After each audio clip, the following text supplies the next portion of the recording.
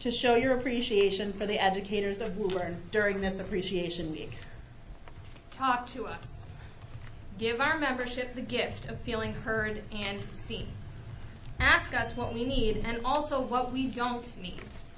Ask us what makes our jobs easier and what makes our jobs harder. Ask us what our biggest concerns are for our students as we look to step forward and enter a new school year. During these conversations, seek to listen, not to explain or to disagree. Hold what you learned from these conversations in your hearts and minds if at any point difficult decisions need to be made. At the heart of every great school district are the dedicated individuals who work tirelessly to foster growth, inspire learning, and shape the minds of their students. These student-facing positions, whether they be teachers, counselors, paraprofessionals, specialists, or support staff, form the backbone of Woburn. They are the guiding lights that illuminate the path to knowledge and success for the students of Woburn. However, as we've seen in many places, in times of financial austerity, these positions often find themselves on the chopping block. At times, budgetary constraints can force difficult decisions, and unfortunately, student-facing roles are sometimes seen as expendable. Over the next week, we ask you to hit the pause button for a moment and consider the true cost of any potential future difficult decisions you must make.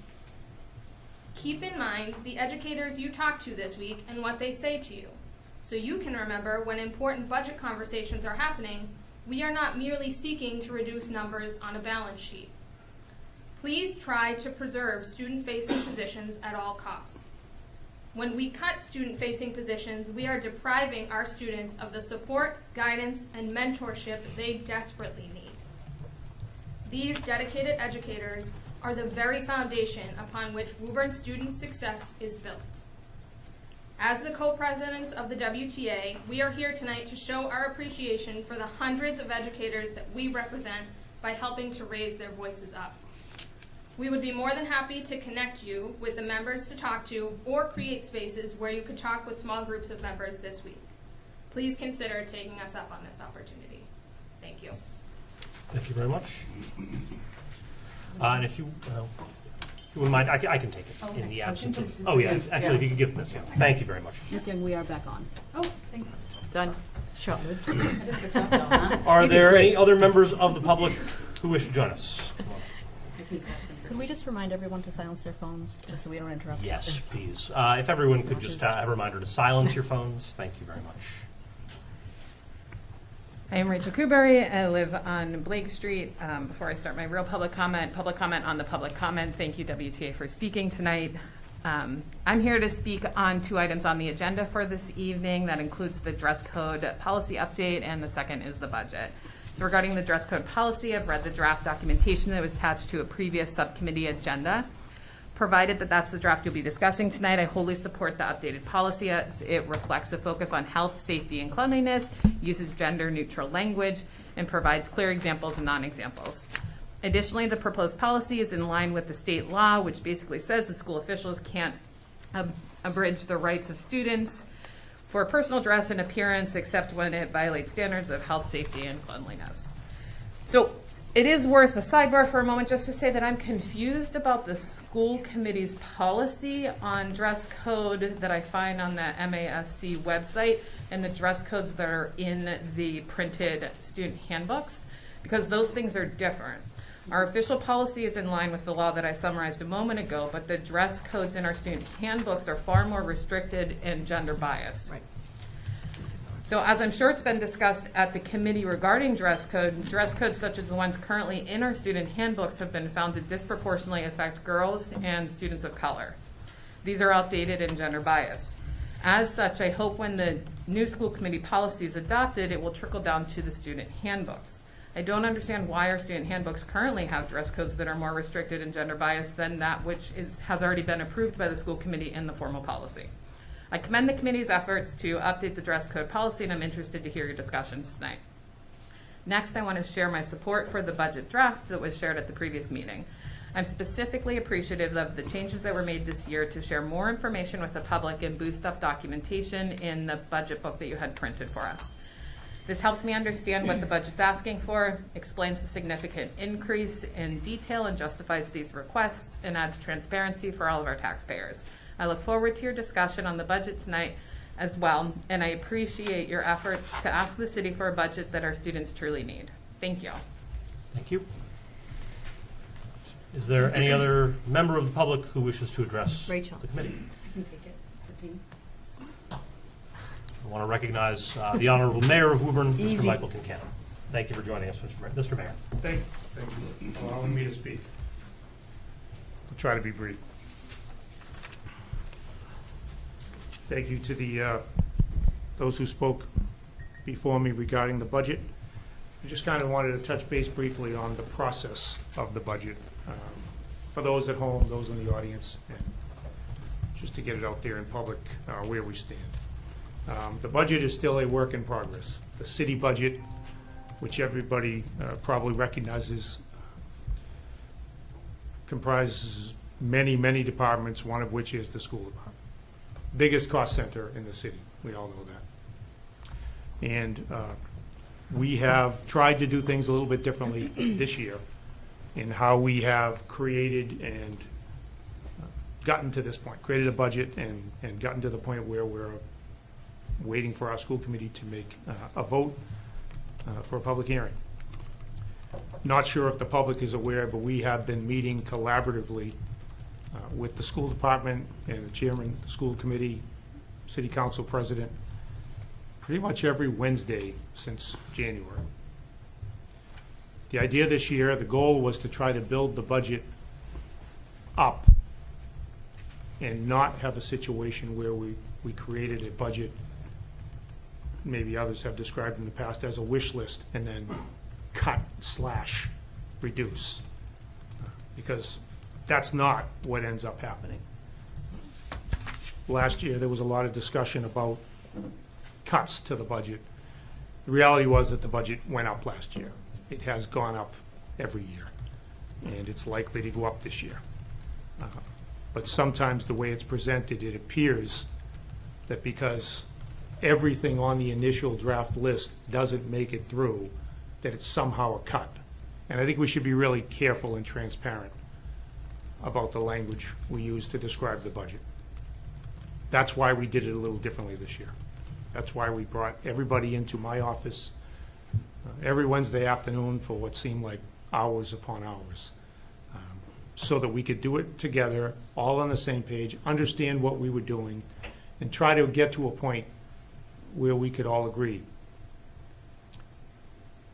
I'm not sure we're exactly there yet. We had another meeting again this afternoon. I appreciate the chairman and the administration team. I appreciate all the time and effort they've put into getting us this far, and again, even as recently as an hour ago, sitting in the interim, working and working and working to try to get to a budget that we all believe accomplishes the very best educational experience we can for our students.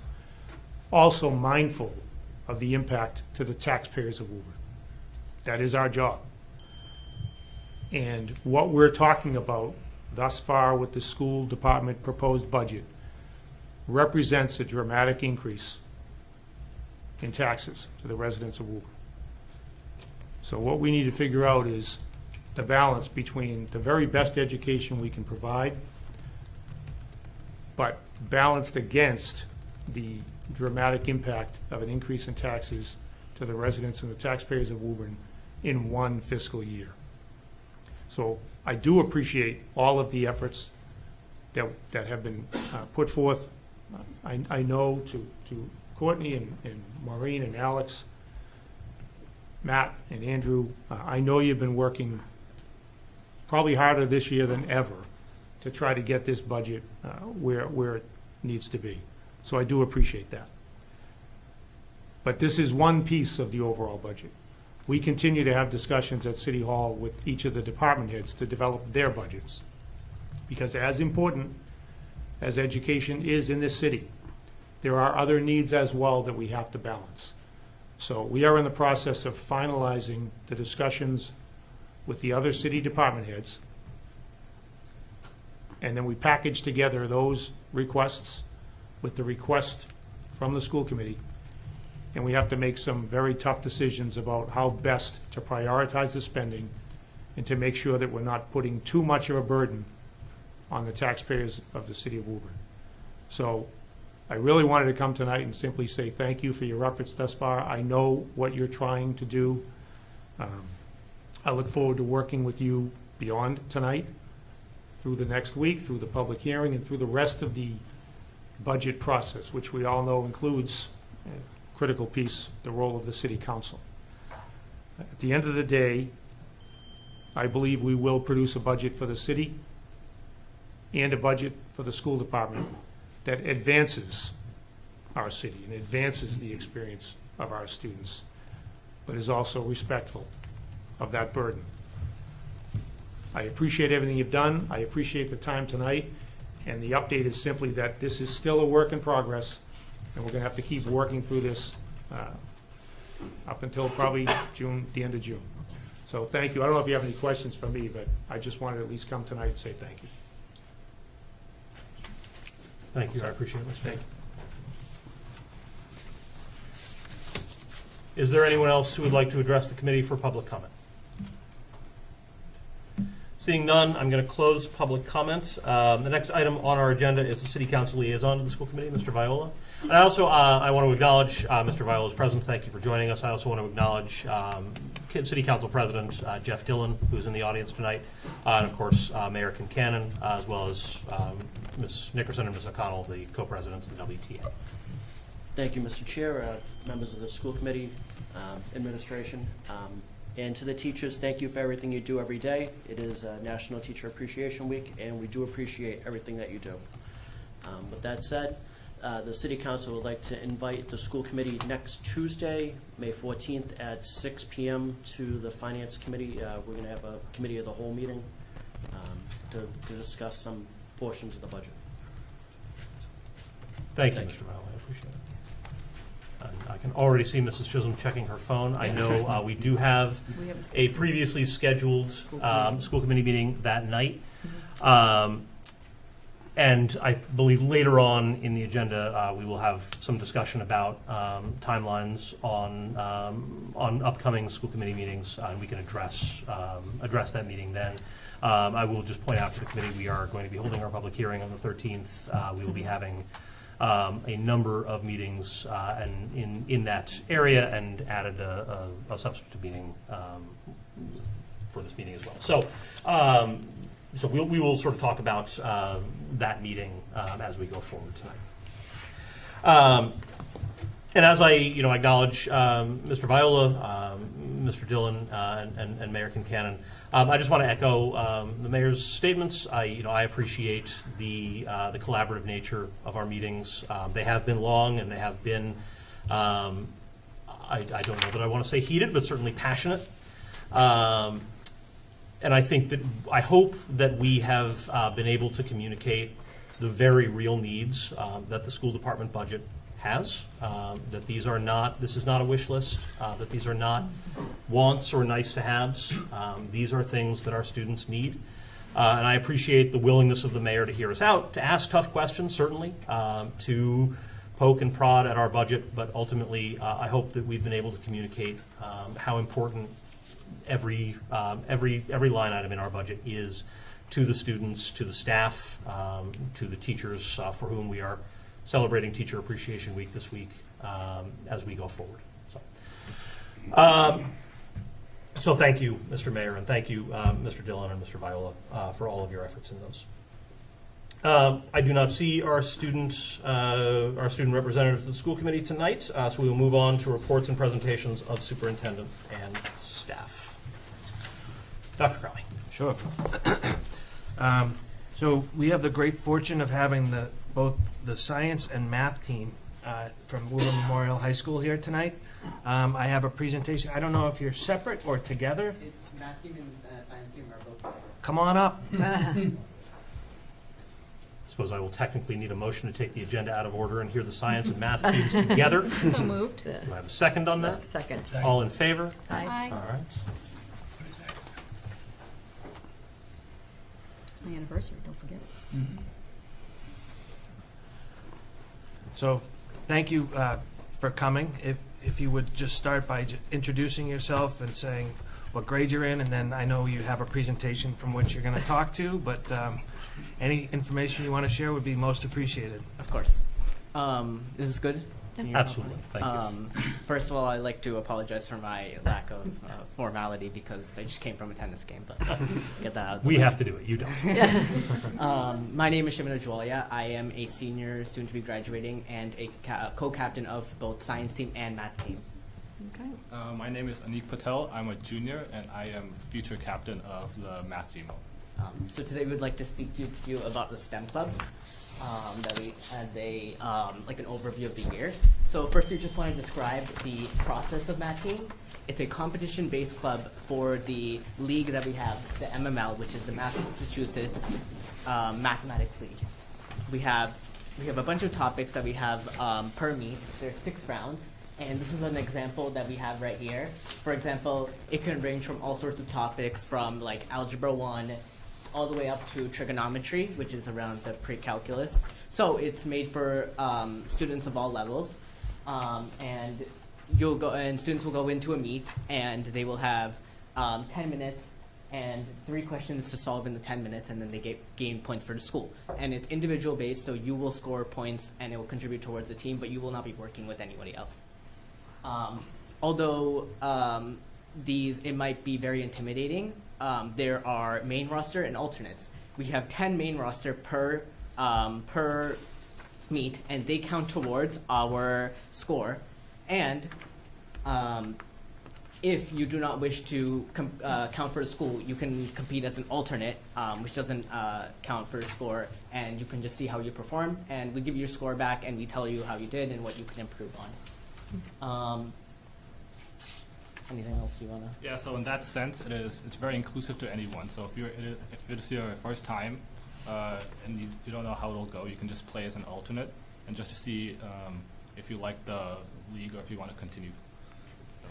But we're a very open community, and we like to talk with everyone who's there. But the reason I guess we're having this meeting is because this year both math team and science team are doing better than they ever have done before. And as co-captain of both, I'm very proud of both the teams' efforts. And both of the teams have many similar people, and so they're a really hardworking bunch, and I am extremely proud of that.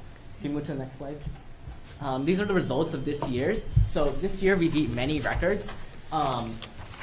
Probably one of our most important things was the fact that we got first place in a meet, and it's been over a decade since we got first place. We also beat the program record, so our previous record, although I'm not too sure, we beat it this year in our 5th meet in February, where we got a score of 72. Overall, we finished 18th place. But that's much better than we've ever done before. Usually we are around the 35th place. Wow. So it was just amazing to see how much the team, how well the team did this year. And everyone, including alternates, scored points. So sometimes people might not score points in the whole year, but we've worked really hard to make it inclusive so that everyone can work towards a goal of at least scoring points. And we've done that this year, which I just find amazing. And the final thing was we moved to the 2nd division in the final meet, and that was our goal last year, but due to the teacher strike, our meet got canceled, so we were not even able to do that. But this year, we finally were able to move to that 2nd division spot, which I am, again, very proud of. Adding on to that, the team itself has grown quite a bit over the past few years. I mean, my freshman year, I remember there was a meet where there was only 4 people, and we scored only 6 points as a team. And so just in the span of 2 years, we have grown so much up to this point. So. Yeah. This year we have 21 active members, which is the most we've had in a while. And when I say active, I mean coming to most meets if they can, coming to every practice. We practice every Tuesday and Thursday for an hour, so it is a time commitment that you have to give. It is a time commitment that you have to give every week, and many students are keeping up with that despite having sports and other activities that they're doing, and a lot has come out from the practice. So we can move to math team now, and then I can discuss a little bit of both at the end. And so this is a few pictures that we had. This was at our final meet. where we were really happy with how the team did throughout the entire year. And then the next one, this is our banquet at Ixtapa. The team has worked hard. This just happened last week where we went to Ixtapa and we where everyone could just relax and have this time that they very rightfully earned. So I'll move on to science team now. Again, science team is also competition based, and it's a little bit more different. It's much more different than math team in that this one's more group based, where we have 3 rounds per meet, as you can see here. Like for example, the very first meet had something like DNA, Hard Rock Cafe, Instant Invention, and there's a maximum of 4 participants per team per round. So just like math team, where like there are alternates where you're not sure how well you're going to do for the school, and you just want to try it out. Science team is something very similar called A team versus B team. A team is what counts for the school, and although B team still counts, it's not towards the actual like final score that we have. And you can just be in that one. Usually we have that for every single round that we have extra people in. So since we can only have 4 people per round, per like 3 rounds that we have, we'll often have extras because again, like just like math team, we have 21 active members. Science team's probably around 18. So we have extras. So when we put them in the B round, and because if they might not want to contribute or they're scared, intimidated to contribute, they can at least help in some way. Next slide, please. So these are the results of the science team. A few records were broken. We got 2nd place in the first meet, so we already knew that we were off to a great start. We honestly weren't expecting it, and we just saw that we were 2nd place.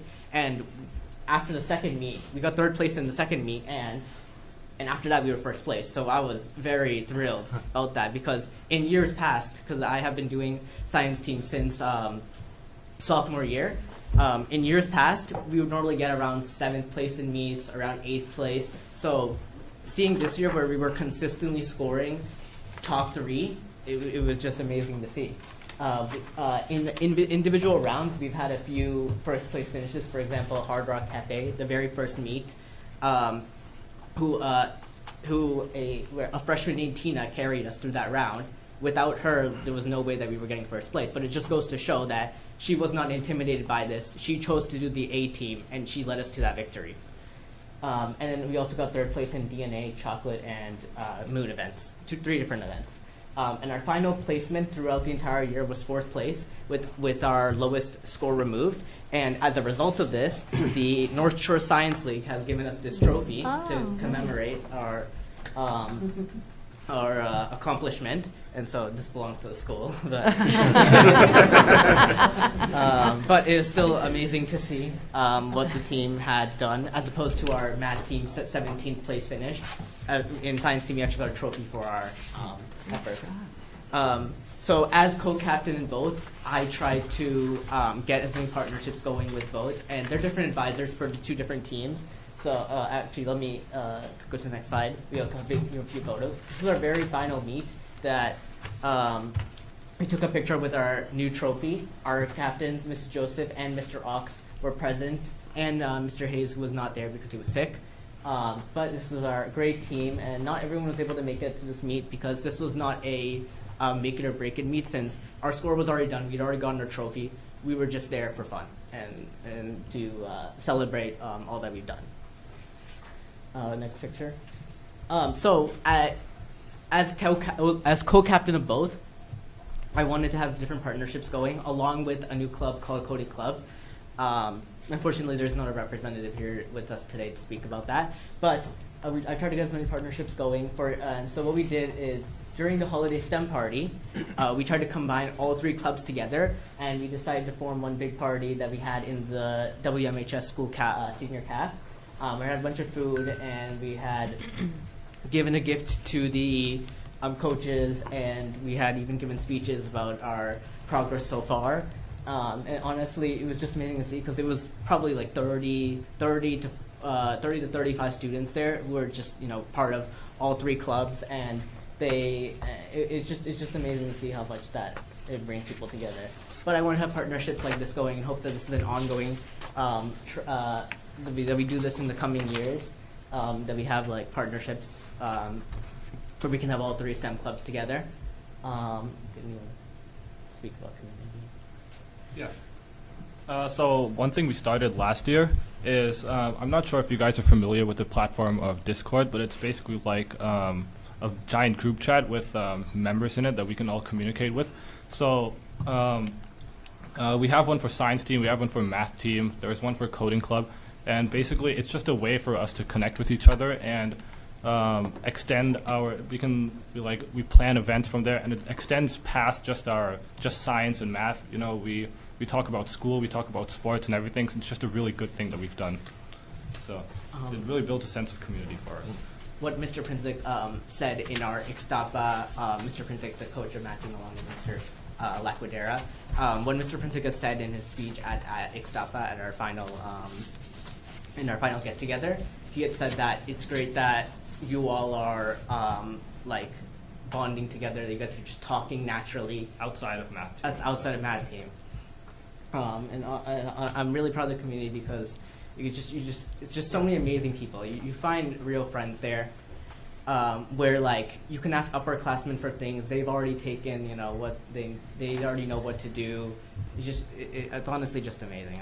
I'm so proud of both teams this year, and that's all we have to say.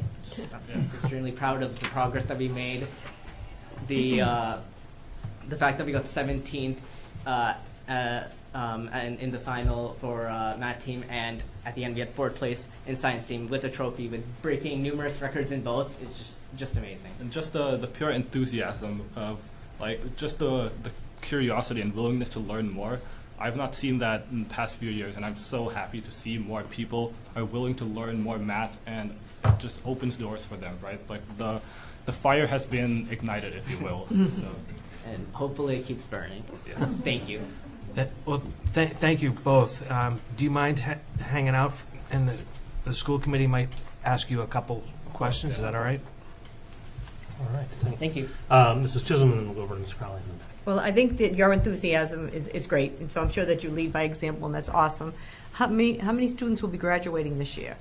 From both? Yes. So currently I am co-captain with another student named Kyle De Silva, and along with him we have 3 other seniors who will be graduating from math team. And in science team we have so total 6 Okay. graduating from math team, and around 6 or 7 from science team. So you have to do some heavy recruiting in the next month. It's actually most of the team consists of sophomores. Oh, good. There's probably 15. Oh, that's awesome. Anik's one of 2 juniors on the team, but there's just major props to the sophomores for their enthusiasm for both teams. Oh, that's awesome. And where will you be going to school next year? I will be going to Northeastern University, Good for you. pursuing computer science in the honors program. Great. Well, best of luck to you. Thank you. All right, and that brings us to Ms. Crowley. I was listening to you, and I just can't believe how mature you both present. Clearly, you have like a really good knack for math and science, but it's just the way that you're presenting tonight. It's just you're years beyond a maturity. So, I was just wondering, when you're in a science competition, are you given projects that you have to do? Yes, And then I can explain this a little bit more. So it depends on the type of event that is. Could someone scroll back to the science team first slide? Do chocolate. Yeah, I was going to say So right here. I really like the combination of DNA, chocolate, and moons. In every single meet, there's some sort of build event. For example, in the first meet, there's instant event. They'll give you a prompt on the spot. You have the materials. You just have to build whatever it is and then compete with, and then get a score from it. Potential energy machines, like you build it beforehand and then you perform it at the meet and see how you do. So those are the build events. I prefer stuff that's more of like on paper. So what these are like DNA events, Hard Rock Cafe, they'll have some sort of slide going, and they'll be asking questions, and then your team will be answering them on the paper as it goes. And sometimes they do something. They do different things. For example, in the very second to last meet, there was a chemistry experiment that we had to do where we had to produce gas from an Alka-Seltzer tablet, and we had to collect it, and we had to get it to the exact amount of 50 milliliters. Or other events such as biology, where I did not participate in this round, so where you had to scratch agar plates, you had to shoot micropipettes into like a bucket or something. So there's fun activities like that, honestly, it's just whatever the student wants to do. Like, there are students that will often always just do the build event, right? For me, that's not like my thing. I specialize more in like the things that are like memory based. For example, like the Moons event, which Anika can probably tell you more about, where we did this one together, where we had to know like the different moons and like all of the planets, or at least the more well-known moons. Of course, our moon, of course, our moon as well. But if you guys wanted to know about chocolate, correct? Yeah. Although neither of us were in this round, I think I can explain this a little bit from my memory. It was about the whole chocolate making process. So this is listed under a chemistry event, because the whole chocolate making process is probably very intricate. I can't tell you much more than that because I didn't do that round. In that meet, I had done the potential energy machines, where we had to load up potential energy, and then we let it fly, and we would see how close we get to the target.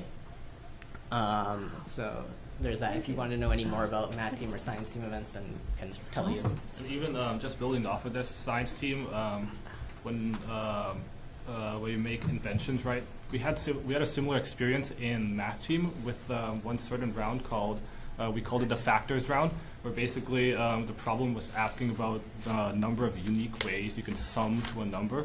And so what we did, the computer science people got together, we wrote a program to calculate them up to, I think it was 20, and we got the team to memorize all of those numbers. So as soon as we got into the round, we get that immediately. Everybody got that point. That was really cool. 10 seconds, everyone knew what they just had to think in their mind, what is the number, and they immediately got the answer. That was a free 10 points for the team. Yes. For me, I was not participating in that one. I had a different round, but honestly, for me, that was probably my favorite moment in math team, because everyone was like, we could collectively work together as a team to make that program, and then everyone had learned to memorize it, and on the meet we just free 10 points simply because we had prepared that beforehand. Good job. Awesome. Thank you. Great presentation. Yeah. Any other questions? I'm so excited. Ms. Wetzel, go ahead. Yes, hi. I just wanted to say congratulations. The information that you spouted out, all the things that you've done, it's absolutely phenomenal. So kudos to you and the team. I love the enthusiasm, the professionalism, and the knowledge that you have about the club. I'm really excited to see what you guys continue to do. But I did have a question, especially after hearing everything you do. How do you practice? So this is a little bit hard for math team. This is I should have talked about this. For math team, especially this year, me and my co-captain. So what happens is in the math team, the program writer, he gives us a set of problems called 8 problems, and as I said in the meet, you have 3 problems to answer. He gives us the 8 problems for every single round. And then on the actual meet, you would have a very similar problem. But he wants this so that new kids can try it, and then they would actually get problems right. So we mainly focus on that because that's like the minimum that everyone should be getting. So this year, me and my co-captain, we have written out solutions for each and every A problem, the fastest method to do them, and then our meets are always on the second or first Thursday every month. That the Tuesday right before that, my co-captain writes out similar problems, but much, much harder. He's notorious for giving very, very difficult numbers. We'll have like fractions and decimals, and nobody's happy with them. But it is real practice that on the actual meet day, you're going to be facing a problem much simpler. And the hope is that everyone gets it right because of all the practice that they had. And we do everything that we can to support our members. For me, I go chasing behind every single member the night before, making sure that they know what they're doing. Because if they don't, I'll go into any length to help them out and make sure that they know what they're doing. And that has worked because every single member has scored points this year, so I'm very proud of that. That's fantastic. Thank Oh, and for science team, sorry for interrupting. No, please. Practicing for science team is a little bit more difficult because we aren't given set problems beforehand. Like for example, for instant invention, it's very hard to practice for that because we're given a prompt right on the spot. The best thing that one can do is practice previous build challenges that they've given, or for stuff that's memory based, we usually type out a shared document together. Everyone contributes on it, and then everyone memorizes it, and then we do it at the meet. For that chemistry event, we probably did that experiment probably 30, 40 times beforehand because we were just trying to perfect it. And as for the biology event, they were just practicing every week that they could with shooting the micropipettes, the agar scratching. I don't know what the exact word is, but we try to practice in whatever way that we can for that. But it's a little bit harder with science team because for math team they give us problems beforehand and we just answer them, or we solve them and we provide solutions for our team, and then they're very similar problems in the actual meet. Where as opposed to science team, or just give us what we should know, and then we just have to hope that we prepared the right things. And then it has worked out. The shared document, and especially in the events such as Moons and Hard Rock Cafe, where people did know what they were doing, and especially as I mentioned, a freshman named Tina who completely knew what she was doing in the Hard Rock Cafe. I jumped in that round last second because we had too many people in one round, and I was just amazed by how well she knew it. The amazing part is that she was a freshman, she just joined the team, it was the first ever meet, and she got us that first place. Wow. Wow. That's amazing. It's teamwork. Yeah. It's good for It you. is. Yeah. For you. Well, thank you. That sounds like a lot of work, but a lot of fun too. Yeah. Yeah. Thank you. Any additional questions for our math and science teams? Maybe they can figure out our budget. Yeah. We may have a job for you. Yeah. Thank you both very, very much. And would you mind just letting us know who the advisors of your clubs are? I know you mentioned the names. So For math team, we have Mr. Princik and Mr. Laquadera. As well as Mr. Princik also runs the coding club. Okay. Because he's a computer science teacher. And for our science team, we have Mrs. Joseph, Mr. Ox, and Mr. Hayes. Mr. Hayes specializes in the building events because he runs the wood shop. thank you very much, and thanks to them as well for all their hard work in helping you do what you do. Good luck. Yeah, thank you for coming, and I appreciate the bling that you showed. Yes. The what? The trophy. Yes. Yeah, that's very nice. We want to see it again? Do we have a nice display case for that? Somewhere. I don't think we have a Yeah. display case Andrew, you for should it. take your picture. Yes. I'll make a motion for a recess so that we can take a picture. Second. Andrew and Matt. Love a good photo. Yeah. All right, we have a motion. Do I have a second? Second. All in favor? Aye. Very brief recess for a photo op with Yeah. our students and the trophy. Good job. Would somebody like to volunteer to take the photograph? I'll do it. Yeah. Mr. Mayor, we're missing your chief of staff right now. Yeah.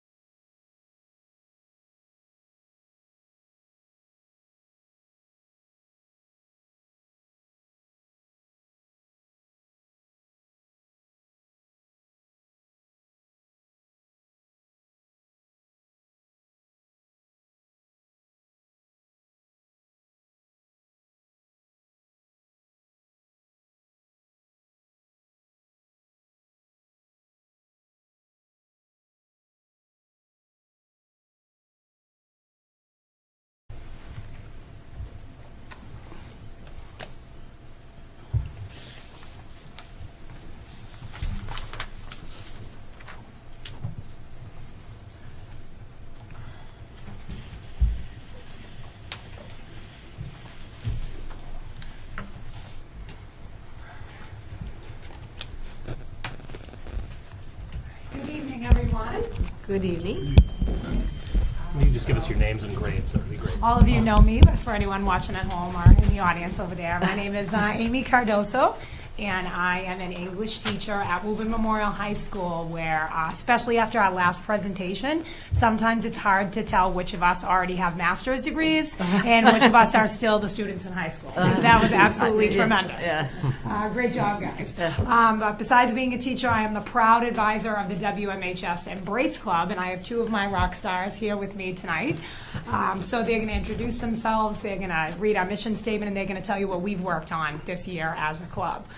We've been in existence since fall of 2018. We were started initially by WMHS Assistant Principal Steve Martin as a space for diverse students in the building to feel like they can talk about things that maybe weren't coming up in their classes, to plan events that were more tailored towards them, and we've grown exponentially since then.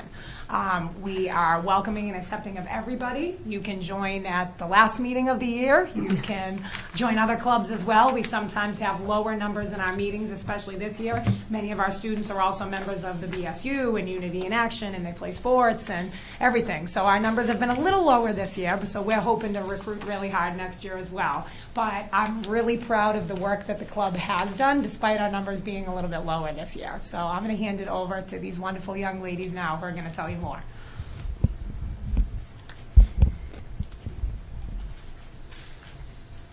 So our mission statement for the Embrace Club is a diverse and inclusive group of WMHS students of different races, immigration status, religions, and cultures, ethnicities, sexual orientations, genders, identities, abilities, statuses, political affiliations. It was founded by WMHS Assistant Principal Martin, as Mrs. Cardoso said, in 2018.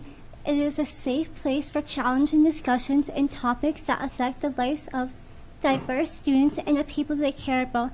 Our goal is to spread awareness as well as attend and host events on issues surrounding race, culture, and heritage, social justice efforts, equity, and more. We are open to accepting everyone of WMHS. At WMHS, sorry. Mia, you can read the student leaders. Hello, hi, my name is Sormia Brisa. I am one of the student leaders at WMHS Embrace Club. I am a senior, and some of our other senior leaders and other junior leaders are Ronnie Amid, Taylor Berg, Insaf Merbet, and Saba Abna Hassan, Jacoby Altman, and Mahadi Mahadin. Sorry, I pronounced some wrong. Sorry. So as Mia said, I'm one of the student leaders at WMHS, and I'm a senior, about to graduate in May, as it is right now. So I'm gonna read you guys an essay that I wrote for a scholarship that I wrote. So I have had so here it is. It's a portion of it too. So here we go. I have had the pleasure of working with the Embrace Club throughout my high school experience. They are very important to me because it gives me a place of hope for the world and for our community. With the Embrace Club, it has given me a new appreciation and perspective on the issues that we face in today's society. I have learned a lot thanks to my advisor, Ms. Cardoso. She made sure it was a safe space and that everyone felt included. Throughout my 3 years, it has opened my eyes to what is going on in the world today and to spread awareness on social issues surrounding race, culture, and religion. I have grown to love these events that I've had the pleasure of attending, as well as learn more about the history, the culture, and the people. I have gotten to learn a little more about people's backgrounds and realize it is okay to be different. There is no fault in hiding who you are. I can relate to this one girl who used to be in Embrace. Then once she graduated, she joined the NAN project. She was sharing her story of how she went through a difficult time where she felt like she was different from all the other kids, all because she was mulatto and had curly hair. To fix this, she wanted to straighten it in every chance she could get. Doing that, she realized it had done nothing and made her only more depressed. It caused more damage. it could cause more damage to her hair. In the end, shortly after, her mom told her to stop doing this to her hair, since she could see that her daughter was not acting like her usual self and saw the damage being done. In all, the Embrace Club helped share the image of minority groups with their mental health and social status, as well as meeting another individual whom I can relate to and share my struggles with. She made me feel as if I wasn't alone. Thank you. Hello, my name is Sormia Brisa. As I've said, I am a senior and one of the leaders of the Embrace Club, a proud leader at that. I just wanted to give recognition to some of the things that the Embrace Club has done this year. So we have attended Know Your Neighbors events in hopes of connecting with our community. We have attended the gun violence vigil at the Methodist Church and opened the Palestinian Children's Release Fund for the online fundraiser. We've sent out holiday cards for our community staff members, which is a very proud moment. I really love that. We've also participated in the inclusive textbook drive. We have also opened a Ramadan prayer room. Some of our past accomplishments has been that we participated in an interactive workshop designed to help students authentically tell their stories and advocate for themselves, hosted by Dr. Altman and Casey in September of 2023.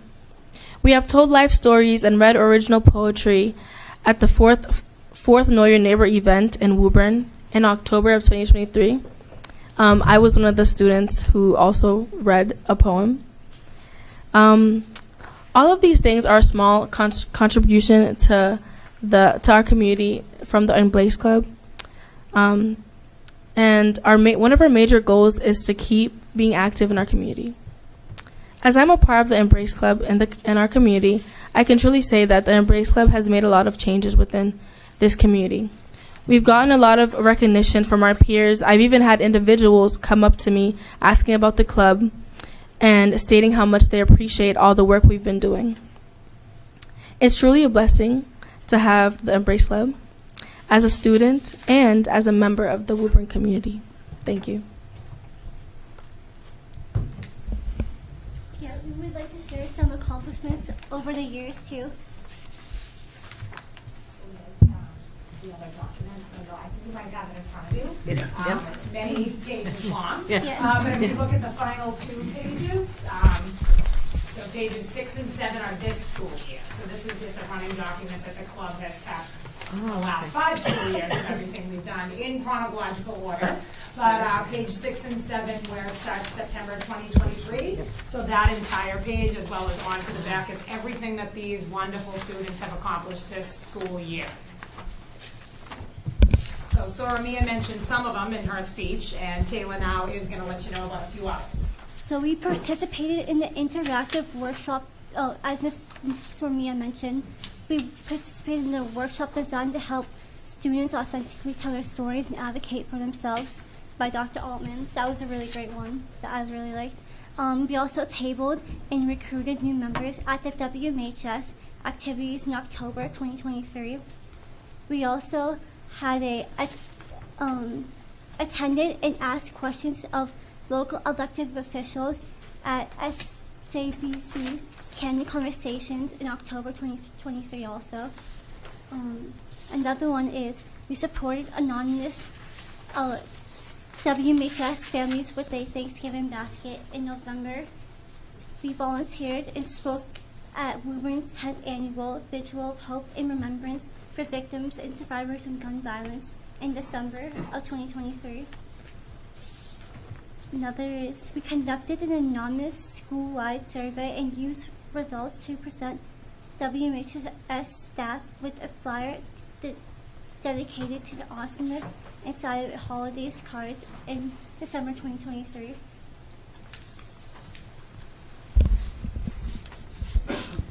In December of 2023, we also hosted our annual Embrace Holiday Party. We as well as assisted Unity in Action with assembling free dental kits for homeless individuals in the greater Boston area in January of 2024. We created a fundraising page for the Palestinian Children Relief Fund and solicited donations in January 2024, as I've mentioned. We sold in bracelets and Black Liberation flag ribbons in honor of Black History Month in February of 2024. We hosted a children's art making table at the 6th Know Your Neighbor Woburn event in March of 2024.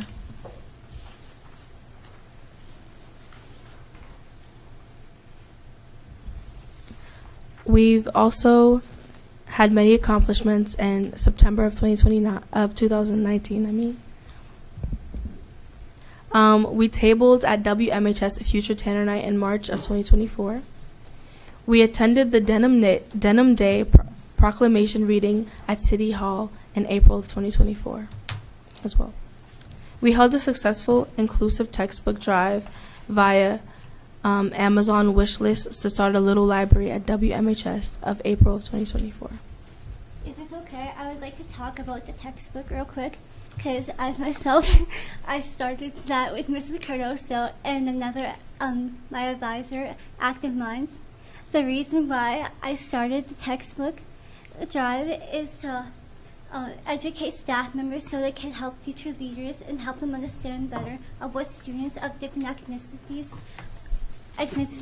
LGBT plus who have a disability are all going through, as well as for students to become more self-aware of current situations, learn more ways to help themselves or someone else.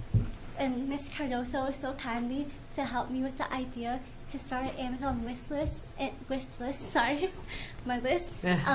So she got the wish list going, and at Woburn Welcomes, they bought all the books in a couple of days. So now we got that inclusive part going, and now Mr. Ganji, one of my English teachers, he got mental health books. He wrote a list down on a Google spreadsheet, and now we're gonna go ahead and ask Woburn Welcomes and a bunch of other staff members to go ahead and see if they'll get that for us, and we're gonna do that in our school library or in a hall at our school, which is really kind of Ms. Cardoso and my other advisors. But yeah, going. I also wanted to add Happy Teachers Week to Ms. Cardoso especially. She's amazing over at the Embrace Club. I remember any issue that I've had regarding like an event or a community or just a thought, and I would text the group chat of the Embrace Club, and I'll state my issue, and Ms. Cardoso will get right on it. And within 10 to 20 minutes, she'll already have a solution. So I just want to say thank you so much to Ms. Cardoso for always being there for the students and the team leaders. Thank you. Thank you. Yes. Thank you. I don't want to take Open to questions from the committee if they have Yes. them. All right. Any questions for the Embrace Club? Ms. Wetzel, back. I just wanted to say hi. I remember when I first met you all, it was at the Know Your Neighbor event in October. Actually, I saw you at Juneteenth, I think, before that, and then Know Your Neighbor when I heard everyone speak, and it was just really moving, and it was great to see students there, because it was mostly adults that were speaking. Actually, except for you, your club, and I think one other kiddo that was there with her mom, you were the only student, so it was really fantastic, and I had a conversation with a few of you, and it was just so enlightening, and it was really, really wonderful, and the list of accomplishments this year, and as well as like from 2019, the 6 pages. It's a lot, and it's truly wonderful. I did have a question though, actually, about the inclusive book drive. I really love that idea. I know Woburn Welcomes bought all the books. Is there an opportunity for the public to also like help participate either in that event or if there's any other events that you're holding? So, Mrs. Cardoso, where are you gonna put the books? Sure. So I will say I was very pleasantly surprised.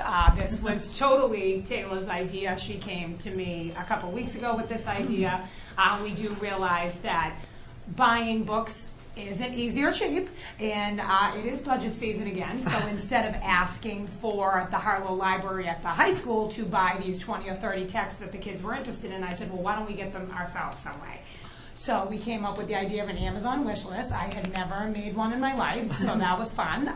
Trying to figure that out. I kept on sending it to myself over and over again, wondering why no one was buying the books. And then I told the kids, I said, we can put it on we have an Embrace Twitter page We have an Embrace Instagram page, but I said where you can really get the money is the one the old people use, and that is Facebook, that we are all on. So within 2 hours, my friends, my members of the community, family members of mine as far away as an aunt of mine in Alabama, stepped up and cleared the list. We had 16 texts on it initially, cleared the list in 2 hours' time. Wow. So we were very fortunate. Taylor has since spoken to Mr. Ganji. He's given her some other suggestions. So we have list number 2 that might be coming out soon. Besides Facebook, Instagram, and Twitter, I don't really know how to push it out to the general public, besides it being a link. Yeah. So it is kind of tough to like print it in a newspaper or something like that, because as we all know, it's so easy to just click a button and take us to whatever fundraising platform is possible. So we keep an eye on the Embrace Twitter and Instagram pages and my personal Facebook page, and I'll put that out, and anyone from the community can step up and contribute. So that way that we can either, the students are still deciding whether they want to take the books and make a donation to the Harlow Library, or one of the members of the club said, well, why don't we build one of those little libraries and put it outside your classroom? This kind of. So I said, I am sure that the custodians would love that. So we'll see where we go with it. But we have the text, I have them in my classroom, so keep your eye out for round number 2 if any of you or anyone that's listening would like to contribute.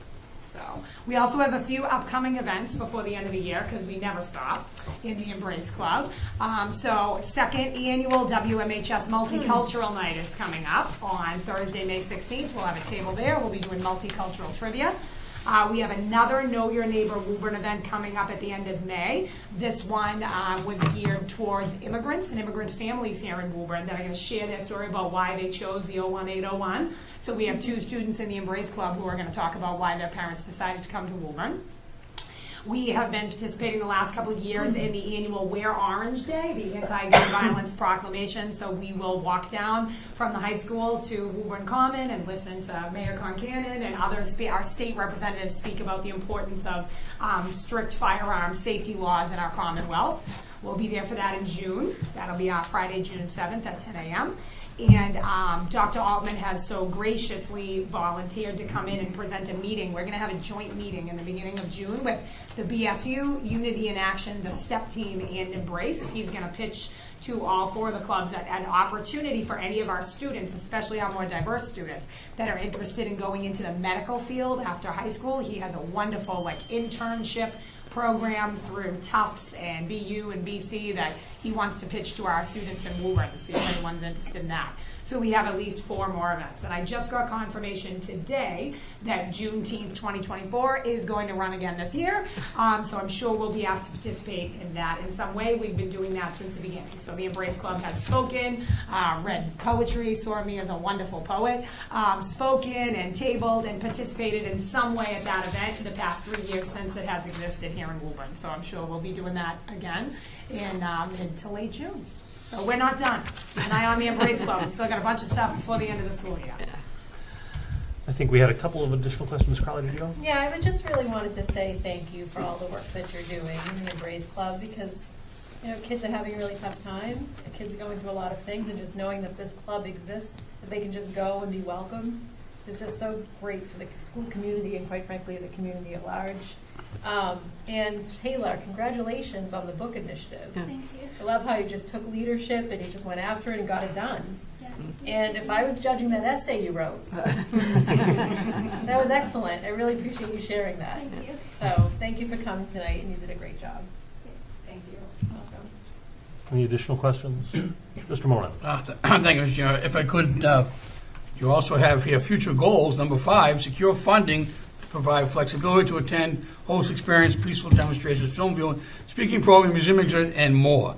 So, you spoke earlier, Ms. Cardoso, about the budget season. If someone was so inclined to perhaps make a donation to your organization, how might someone do that, please? Well, we would always take donations, but we do understand that we're one of many extracurricular organizations in the high school, so that we don't exactly have, a line item budget. But over the past couple of years, there have been things that some of the students have been like, oh, can we go look at this exhibit in Boston, or can we? And it's just hard to raise the amount of money for a bus, as you all know. things cost a lot of money. So donations, we absolutely would take at any time. Every year in February, we sell bracelets for $1 or $2, depending on what we have that year. In the last couple of years, we've been doing ribbons in the color of the Black Liberation flag. We've been doing it in February to honor Black History Month. We have been fortunate enough to receive a couple honorariums. So the SCI through Juneteenth, to thank us for participating in that for the last 3 years, has made a donation in the past, as well as the Know Your Neighbor Woburn organization. They're great that the kids have come to every single one of the events they've had so far and done something or volunteered in some way, set up, clean up, hosting a table, things like that. So we've received donations from that as well. Typically, I just say mail it to the high school, and I'm sure someone will get it to me. But all of the money that we do raise, which again is not a lot, but the money that we do have directly goes back into the things we do with the club. So whether it's funding our holiday party that we have in December, or I like to buy a little token of appreciation for the graduating student leaders every year to thank them for all of their hard work and leadership within the club. So all of that goes directly back to the students. Thank you. Thank you. Any additional questions? Ms. Cormier? Thank you. Just actually a couple comments. So you may want to have the students show you how to make a QR code, which you could put in the paper. That I do not know how to do. I didn't yes, think so. I would have to show them how to do that. And also, potentially the Education Foundation may be able to give you some grant money Thank for you. some of your, something to look into. I'm not sure the specifics for the groups, but Yes. as an educator. I know they exist for classroom supplies and initiatives for teachers, but yeah, maybe I could reach out to them during the appropriate application time next year to see if I could put a bid in for a club, an extracurricular club. Great. Thank you. Very Great good suggestion. suggestion. Thank you. Mr. Austin? So, do you guys have any workshops for so I've been on so recently I joined an Active Minds Club, and it's about mental health, and we went on a Gillette Stadium, we went on a Gillette Stadium workshop, and we learned all about mental health, different types of what to do, how to build a club, and just just different types of things. And I was wondering if we could do that for Embrace. Do you guys know any types of workshops for Embrace or anything? I don't think so. I don't off the top of my head, but certainly something that we can I look know- into and get back to you. yeah. Absolutely. I'd like That's to a great It idea is a for great that idea. funding. just for next year. Just I see. wanted to see if we could get any Excellent idea. workshops. Yeah. going. And that's how Like field trips. They'll be gone and moving on to the next chapter of their lives, and they want to make sure that this club is alive and thriving for the students behind it. And it is greatly appreciated. Thank you. Mr. Austin, I know you had a Thank question you, as well. Mr. Chair. I just wanted to show love to one of my favorite people, Ms. Cardoso. He's actually a fan of my children who have attended the Brace Club in some form. My wife also loves you, so I just wanted to say you're doing an awesome job, and just keep doing what you do. You know I got your back. You need me in any way. Thank you so much. Anything additional for the Embrace Club?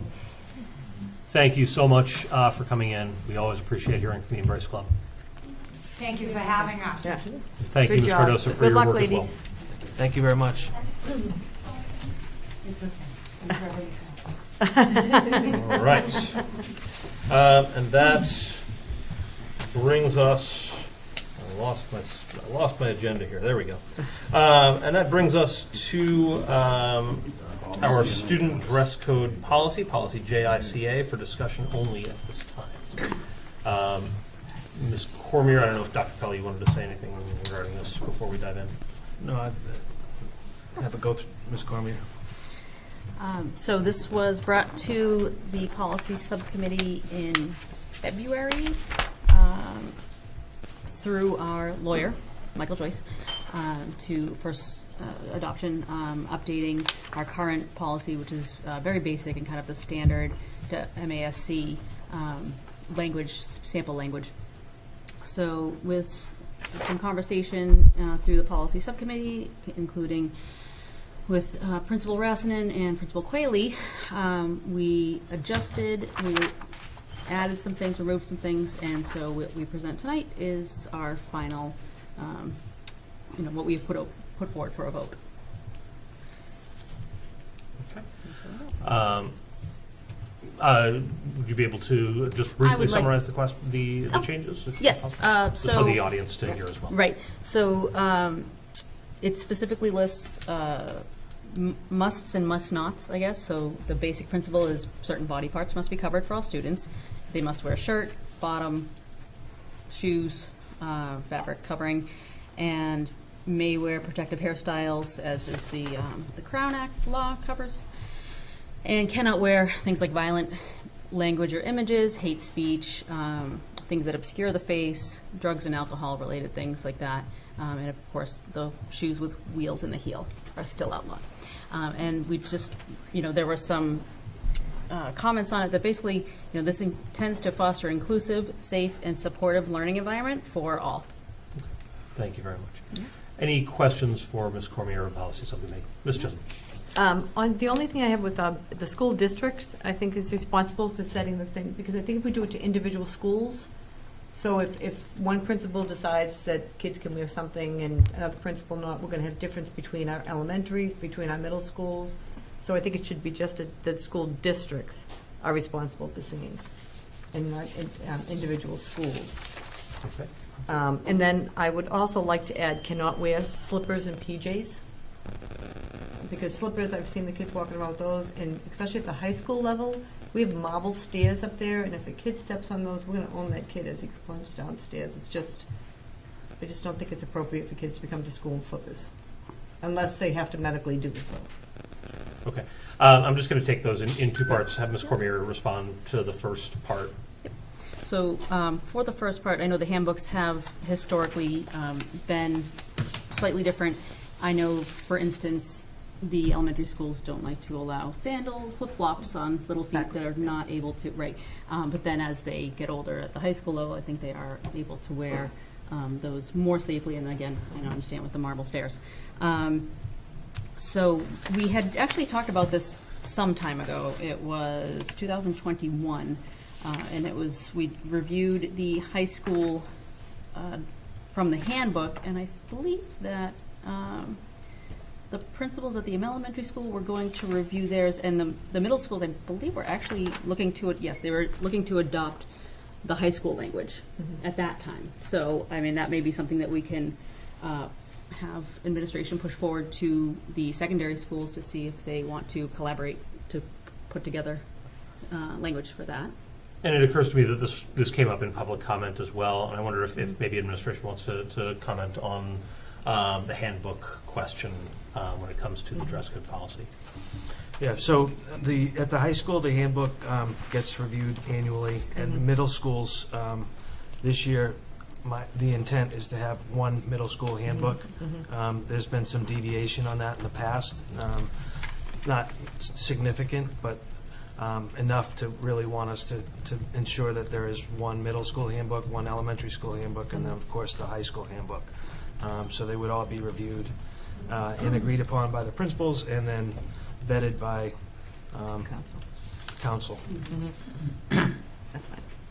And then for the second part. Well, so if I could just, Yeah. so Mrs. Chisholm, I wasn't sure if you were making a motion or I would comment. like to make a motion that we just change that and to add the slippers and the PJs to school, could not wear. So we have a motion to add slippers and PJs to our dress code policy. Do I have a second on that motion? We're trying to address these kids for success, not to go to bed. I am not hearing a second, so that motion fails. All right. Any further discussion or question on the dress code policy? I'll make a motion to approve policy as presented. Second. All right, we have a motion and a second. Any discussion on that motion? So the school district and individual schools will stay? I'm sorry, Mrs. Chisholm, go ahead. Yeah. The school district and individual schools will stay, so that we can have different dress codes in different buildings. Again, the intent is that it would We be will happen. by level, Right. Okay. elementary, middle, and secondary, Okay. or high school, rather. Okay. So on this motion, Ms. Cormier? Yes. Regarding Ms. Chisholm's second part of her question, the slippers did come up in our conversation, and I think that personally I would consider, if it is a shoe, some slippers do have the sole, and I know that Mr. Quayle does specifically address that. So I guess if I would consider if it wasn't actually providing support to, you wouldn't walk in the street with it, then you shouldn't wear it to school, I suppose. Okay. Secondly, with the pajamas, there are various types of pajamas that really, there's a fine line between sweatpants, pajamas, but the one point that Mr. Mulrennan brought up at the meeting, and I actually agree with him, is that we have a chronic absentee problem that Mr. Quayle had mentioned recently. And if you have a student who, due to various reasons, whether it's access to other clothes, it's mental health concerns, it's other struggles, is coming to school in those PJs, if we turn them around and say you can't come in just because they're wearing pajamas, I think that's, I think more important is having the student in school and comfortable. I know there are kids that have sensory concerns. I don't know how many little, elementary kids you see in jeans. It's kind of like a comfort thing. A lot of sweatpants, and then, at that point it's like PJs, sweatpants. Like, how much different is that? So, I think again it is up to the student and the parent to make the determination of how, specifically professional they want to look, or comfortable, and whatever's going to cause the best learning. Okay. Ms. Watzel? Go ahead. Yes, I completely agree with what Ms. Cormier said. You can walk down a pajama aisle or a sweatpant aisle. It pretty much looks the same. It would be very hard to say if that was a sweatpant or a pajama. Also, if you look at the workplace, dress codes are changing. A lot of people that would go into a suit 20 years ago are not going to the office in a suit anymore. They're going in something a little more casual. If you walk into a tech startup, you're going to see people in jeans, shorts, and a t-shirt. And if kids are comfortable wearing jeans, shorts, or sweatpants, or whatever it is they have on, and they're coming to the building and they're learning, we need to support that. It's not a fashion show. We shouldn't judge a person by what they're wearing. We should judge a person by what they're doing. So I'm a big proponent of this new dress code policy. Thank you. Mr. Rowan, you had something? Yeah, if I could, Mr. Again, to Ms. Cormier's point, I think the main objective when I came into the meeting was just face coverings and security. Obviously, the schools are covered by lots and lots of cameras. In the event that something should occur, we want to be able to identify the student. So I think with, that's in there. This is in the dress code. And pajamas, slippers, and again, to Superintendent Crowley's point, it'll be in the handbook. And I think each, middle school principals, they haven't, they have their ideas. They're going to put that in the handbook, and again, they're going to deal with it. At the high school, the principal and administration will also deal with what's in the handbook and how to address it. And again, to Ms. Cormier's point, we could speak a city tonight. It's 8:30 now. We could be here for another hour and a half, just on the pajama debate. What are pajamas? What are sweatpants? And it's it's one of those things. The kids are going to wear them, and we don't need our principals and our administrators dealing with this. When they should be getting the educational component out of the way. I think it's the will of the committee would be to have this go to the handbook and be addressed by the administration in each and every building. And as indicated tonight by our public comment, it's a change, it's different, but it's a start. And tonight I thought it was discussion only. I think if we're going to vote on it, we'll vote on it with some modifications. But again, I like the idea of it being addressed at the handbooks at each level to be addressed that way as well. So that's, again, the security of it all was more so the face coverings, and I think everything else we discussed, at length at the policy subcommittee. Thank you. That does go to my next point, which is that on the agenda, the intent was to have this as a discussion-only item. A motion has been made, seconded, and deliberated. I don't think you can make a vote tonight if it's not listed. It would have to be the next meeting. I know that we did actually have it as a discussion item technically on March 27th, so as far as our policy, that part is covered. But it's on the agenda, it's listed as discussion only. So I think, just wait till the next meeting. You I'll can vote. withdraw my Yep. motion. Thank you, Ms. Chisholm, I appreciate that. Thank you, Ms. Croft. Okay, so we will add this to the agenda for our next meeting as a vote. That will allow the public time to respond and speak with us about the policy if they so choose. Okay. Yes, please, Ms. Croft. I think it's just worth mentioning. It's on the thing. Hold on one second, It's please. worth mentioning that this policy protects certain learners to wear their hairstyle the way that they want to in certain races. And I think that that's tremendous progress for the Woburn School Committee. So, the Crown Act was enacted to protect kids from certain cultural hairstyles. And I just think that that was really what brought this to the attention of the school committee to try to update that to 2024. And then Mr. Qualey did consider the pajama issue and probably leaned towards agreeing with Mrs. Chisholm, but we compromised in saying that we just removed the word pajamas. So we're not actively encouraging kids to wear, so they are being encouraged by the administration to dress for success. So that's where we landed with the compromise. It did say pajamas, as we're allowed, but that was deleted so that it's more really encouraging kids to dress. Don't roll as you said. So he raised that concern, and that was filtered through the policy. So just want to make sure you know that. Thank you, Mr. Chair. Thank you very much. I appreciate it. All right, so we're going to move on to our early retirement incentive, and this is a vote-needed item. Dr. Crowell. So, as the committee knows, over the past couple weeks, as we're in the midst of the budget cycle, we wanted to talk about the early retirement incentive. We've offered this in the past. We did it, I believe, in 2020 and 2021. And so in conjunction and in support with City Hall and the WTA, I should say, we put out last week a survey asking people if they were interested in early retirement.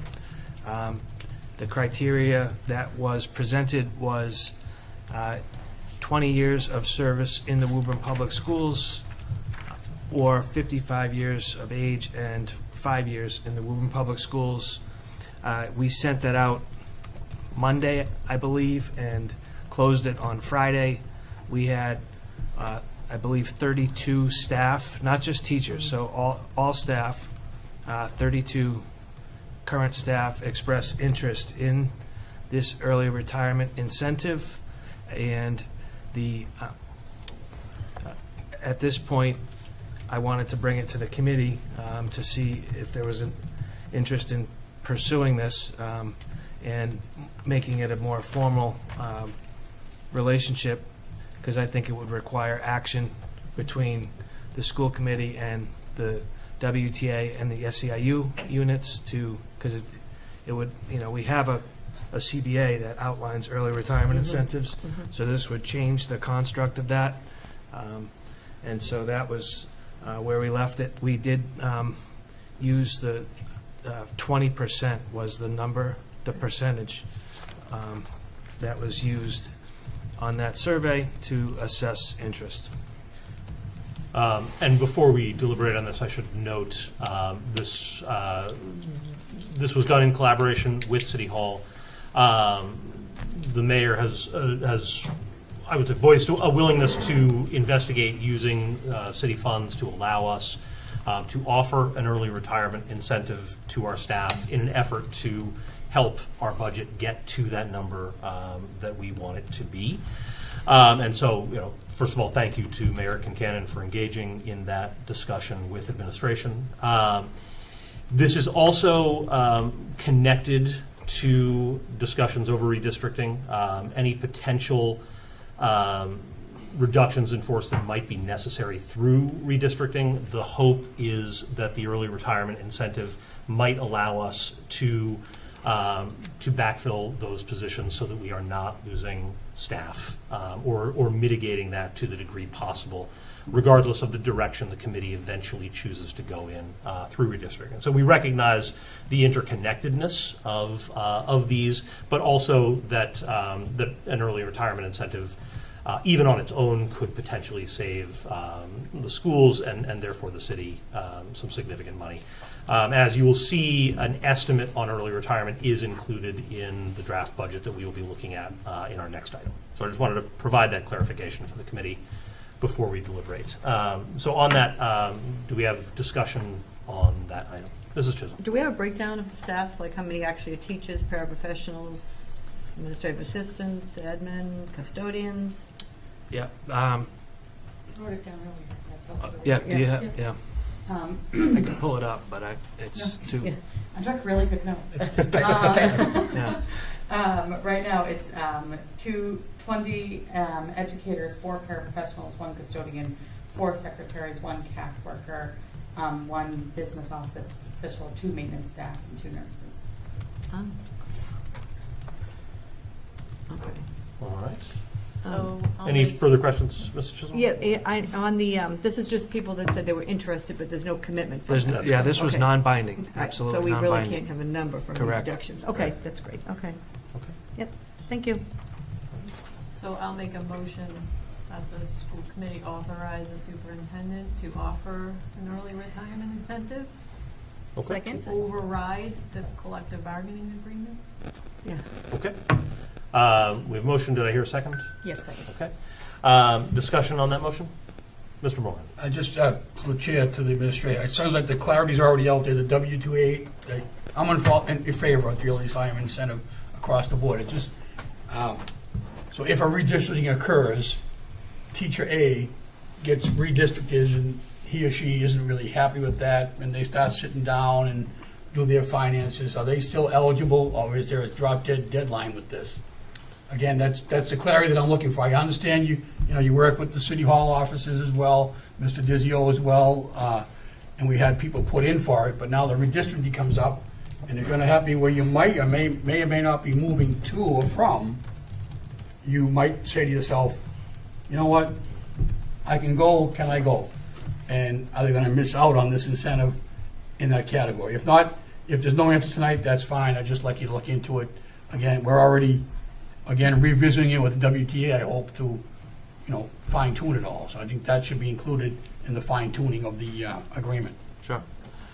The quick answer is we are working with the WTA. We don't have a fixed deadline, and it would be a conversation that we would have. That's all. I just want to say, I know other departments have a deadline to notify the city by, but they're not redistricting, police, fire guys. They're not doing what we're doing. So I think that will be helpful to all parties involved. So I just want to make sure it's out there and included in the conversation. I would also just remind everybody, it's everybody in the, Across so the, it's I'm sorry, SEIU yes, as well. across the board, So- yes. All staff. Okay. All set, Mr. Chairman, thank you. Thank you, Mr. Moran. Any further discussion on that motion?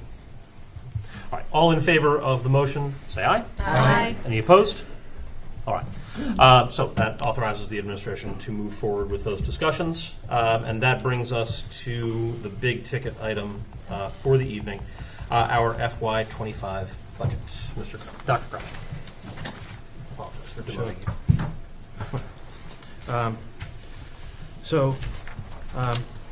We put this together in real time. As a result, we had a meeting this afternoon, and I don't know if Mr. Lipset, feel free to weigh in as part of this. So,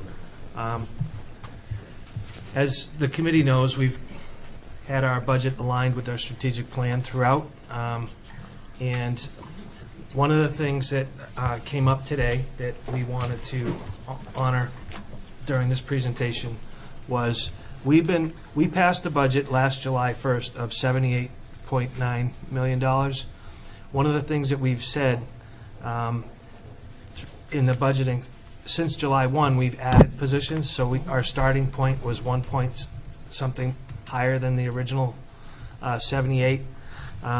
We were asked today by the mayor to use this number as our starting point, to which we agreed, and so our starting point is 78.9. That was the July 1 budget that was passed. Our FY25, as it's proposed right now, is 89.7, so a 13.7% increase from last year to this year.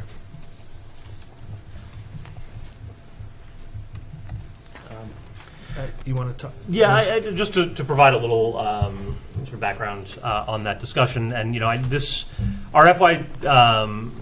FY24 budget number is one that has been on the documents that we have put forward through Finance Subcommittee and to the full committee throughout the process.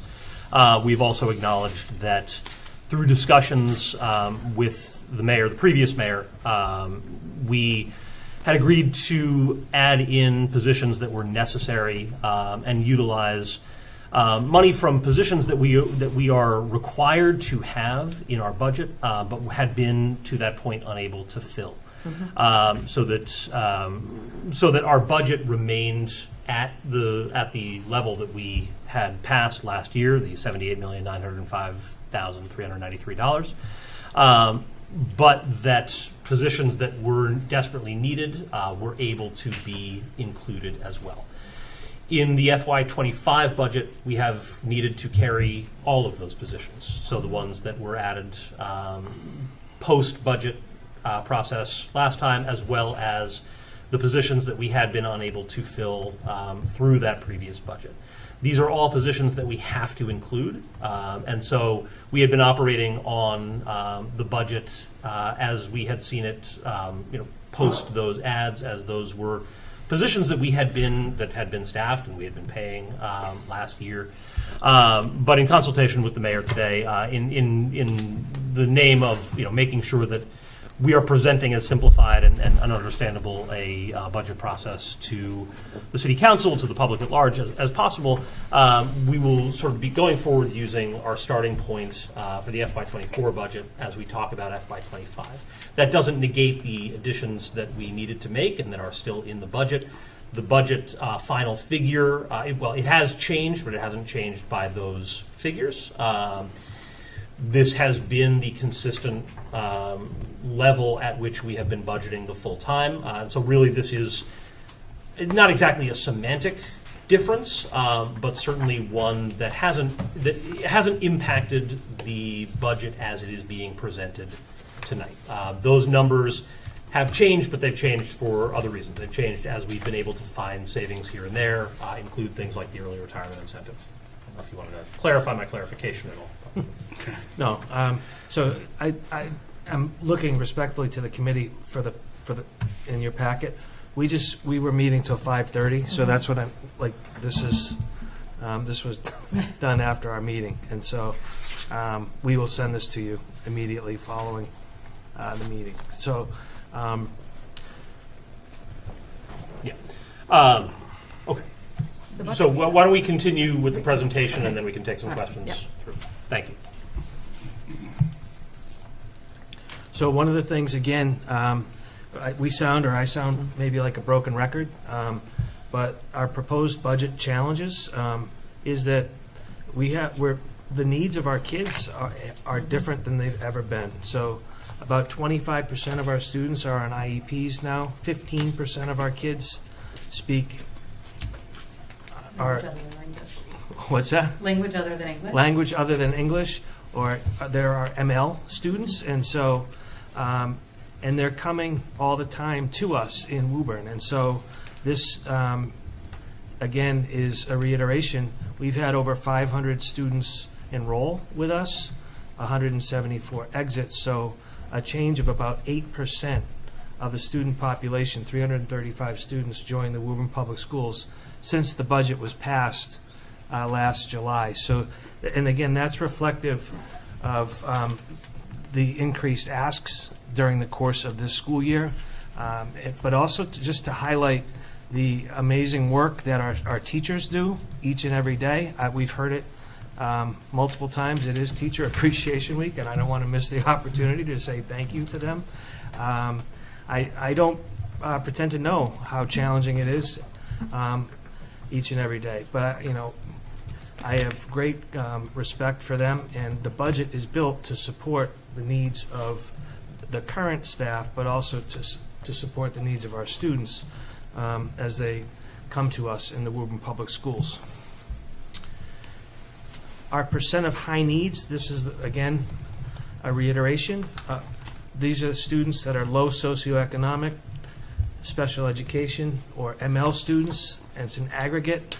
In 2020, 45.4% of our students hit that threshold, and now 56.3% of our students are high needs. And so when we're out in schools and looking, and I would encourage anyone, if you please come visit schools, our students look and are different, and their needs are more profound than they've ever been. And so I believe that the budget this year is an attempt to meet the needs of the diverse students in front of us.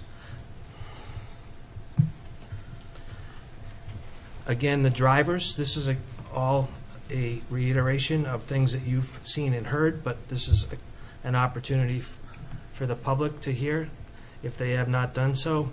The biggest budget driver, Alex, is this where I turn it over to you, or am I still going? Turn it on over. All right, you're up. Actually, before I explore the budget drivers, I did want to take a moment to sort of address some positive movements that we've had since our last meeting. And as part of that, we were able to sort of tighten up our, I was going to say prediction, but estimate for electricity for next year to just under 1.9 million. That represents a reduction of about 105,000. That's due in two-part. One, when we explore FY24, it's looking more like we're going to end around 1.7, and also accounting for potential increases so that we're not, we are still staying conservative with that. We are able to, if needed, on top of that, tap into our energy reserve revolving. The thought is that we still would not have to, but that is there sort of as a safety net. So that's something that we also could explore. One area where I'm kind of excited to report, because I reached out to the Director of Nutritional Services at DESE and asked if it was possible for us to move our lunch monitor's salary into the school lunch program revolving account. This is sort of a creative measure of doing something that isn't student facing to basically lower the budget amount. And I'm happy to report that he let me know that basically, provided that lunch monitors are helping with lunch service, which he suggested includes light cleaning and assisting younger children, opening milk, things of that nature, that it is something that we can do. So this budget does reflect that. That's a cost savings of about $200,000. So that being said, I do want to move into the budget drivers, but wanted to take the time to explain some positive movements that we've had from our budget number. Thank you for that. Yep. So when we look at the budget drivers slide, again, at the risk of repeating myself, about 50% of this is driven by salary increases. That's due in part to the 7/1/24 ads that we just discussed. It's also due in part to some recent settlements that we've had. When you think about it, so we recently settled custodians and admin assistants. That's a 3-year agreement that we made, which really had no impact on fiscal 23 or on fiscal 24, but we're kind of getting into the point where we're paying for that now in fiscal 25. So that is certainly a big budget driver. It's a contractual obligation that needs to be done. So, that is a real item here. The other big driver is our ESSA funds going away, but of course the expenses related to those aren't, and they're getting absorbed into the budget. That's about another 16% when you look at what makes up this budget drivers. The other big ones, of course, are in special education line increases, driven largely by transportation and out-of-district tuition. We also see electricity line increases, as everyone probably at home sees as well. We see those increases going up. One other item that we mentioned before with substitutes, that line item, we have a rising student population, and the fact that our rate increased from them from $90 to $125 per day. So we have to adjust that for the fiscal 25 budget. Next slide. Can I just ask real quick about that? Yeah, of course. So that slide was 16%, this ESSER is 16% of how much more we're asking for this year. When we're looking at this slide, we are looking at what's driving the increase, so just Got the it. overall change from fiscal '24 to fiscal '25. Got it, thank you. Yeah. Not to be confused with when we look at this slide, we're looking at what comprises our total budget for FY '25 only. Again, as probably most companies and certainly most school districts see, 75% of that is salaries. When you look at the other big budget drivers there, another 16% or so makes up contractual obligations, such as transportation, utilities, out-of-district tuitions. And as I have said before, it leaves about 8% for budget, for supplies, other operational costs. So, when we look at like where we can look at this budget and make reductions, it's a small 8% that we're looking at there. I can speak to that actually. Other areas where we've looked at were user fees, transportation fees. Right now, we're not going down that avenue. Again, as we talk about this in real time, as we have early retirement, which we've considered, we just made the motion to move forward with that. And as I look at the budget, I look at sort of three roads converging, as I've said before, and that's early retirement, redistricting, and the budget process. So I guess we will figure those last two out sort of in real time. Yeah, and I'm sorry, Mr. Dizio, if I could speak to the early retirement. And again, I hope that the committee forgives us on this. This meeting was taking place until quite soon before this current meeting. In discussion with the mayor, with the city auditor, we determined that we were comfortable adding a placeholder for early retirement into the current budget. We set the number based on what we've received in terms of expected interest in early retirement from current staff, and sort of trying to make sure that we are being responsible in our estimates from there. We have included the number of $750,000 in savings from early retirement into the current budget estimate. So that placeholder of $750,000 in savings for early retirement is included in our current budget. Can I ask on that? So how did we get to that number when we don't have anything in concrete? So are we just taking these, assuming that all 32 of these people are going to say yes, and they're going to leave, So if I can... and we're not going to replace them? Sure. Let me try to, I don't know, Dr. Crowley, you want to try to... So, based on the numbers... I mean, these changes No, at I the last understand. minute are driving me absolutely insane. Right. There are a few different factors that led us there. One is, you're right, we are not certain that all of the people who have indicated interest will eventually sign on to the program. And so in that, we wanted to make sure that we weren't going too high on that. The projected savings from, given the staff members who indicated interest and given the potential replacement level for those salaries, put us at a savings of, I want to say it was about $827,000 and change. Am I remembering my numbers correctly? Yeah. Okay. So $827 based on those 32 staff.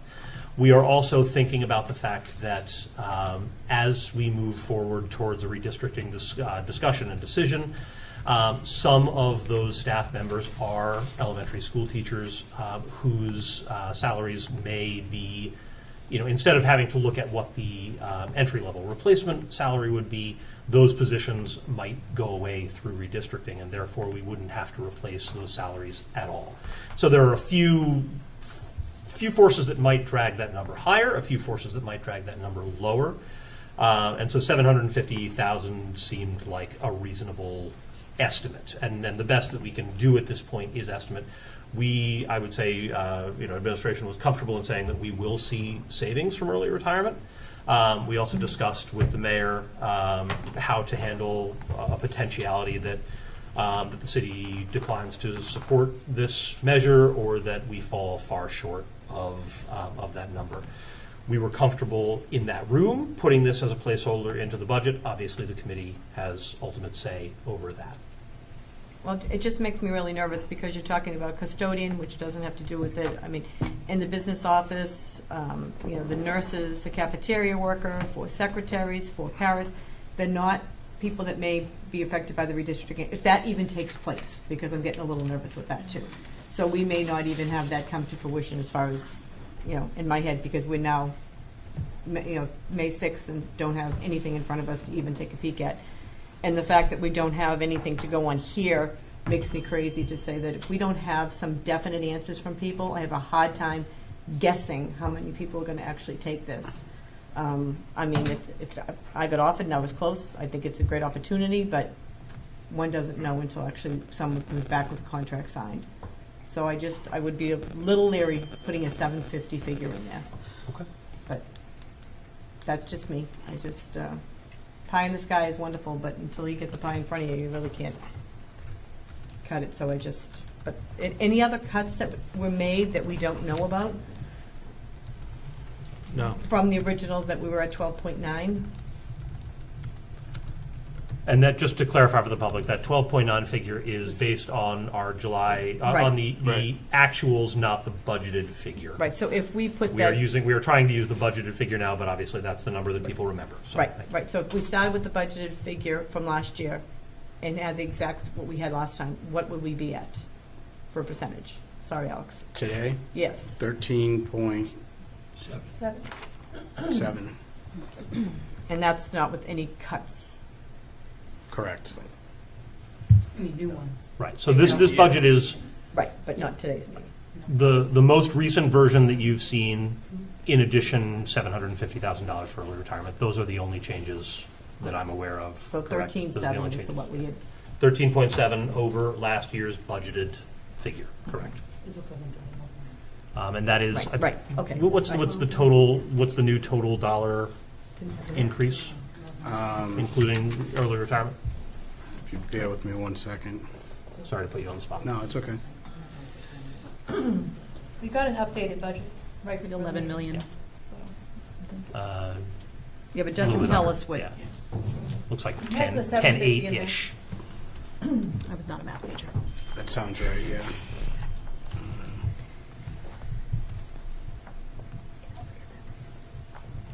Looks like actually 11.5. Okay.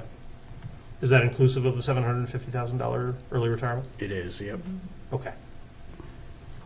89,716 versus 78,905.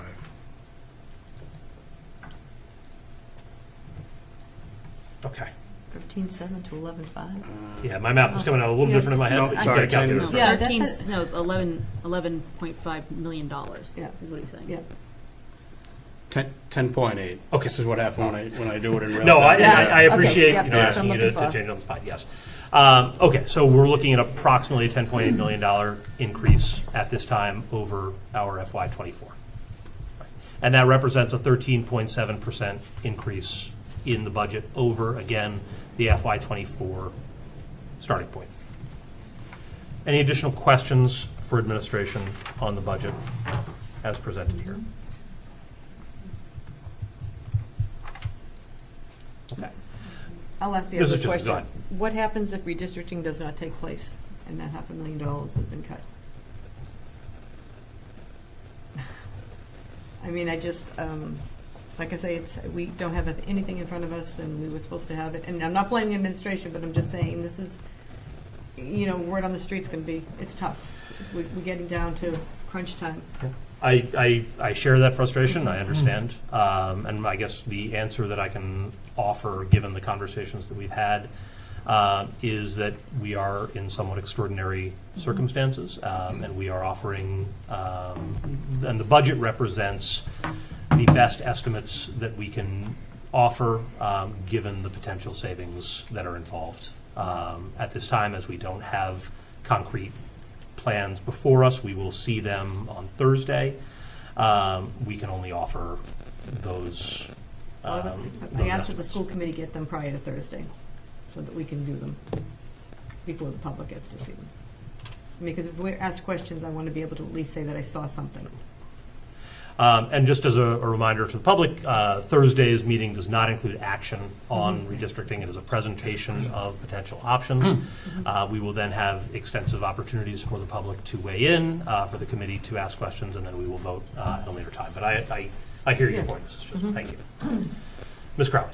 On the budget, I think that I'm comfortable with the placeholders for the redistricting and the ERI.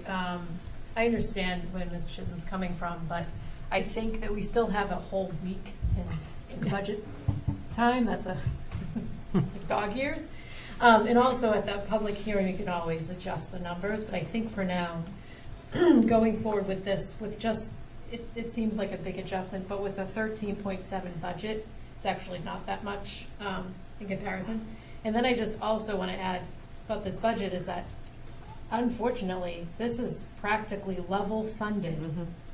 We are only supporting the school system as it is running now.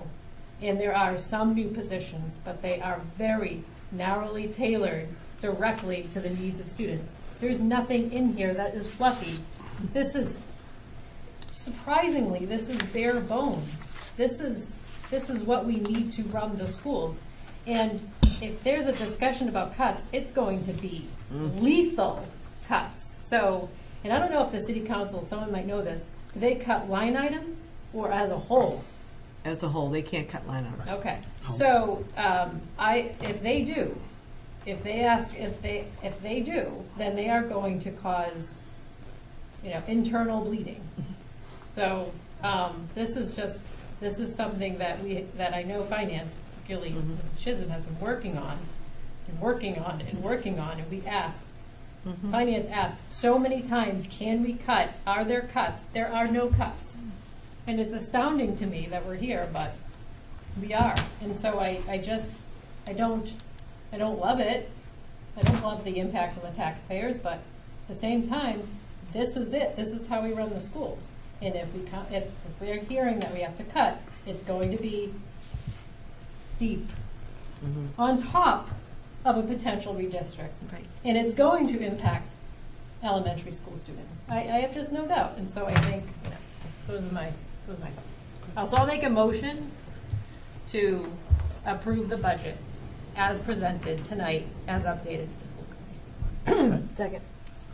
All right, I have a motion and a second. The motion is to adopt an FY25 proposed budget of $89,716,000 and $621, a 13.7% increase.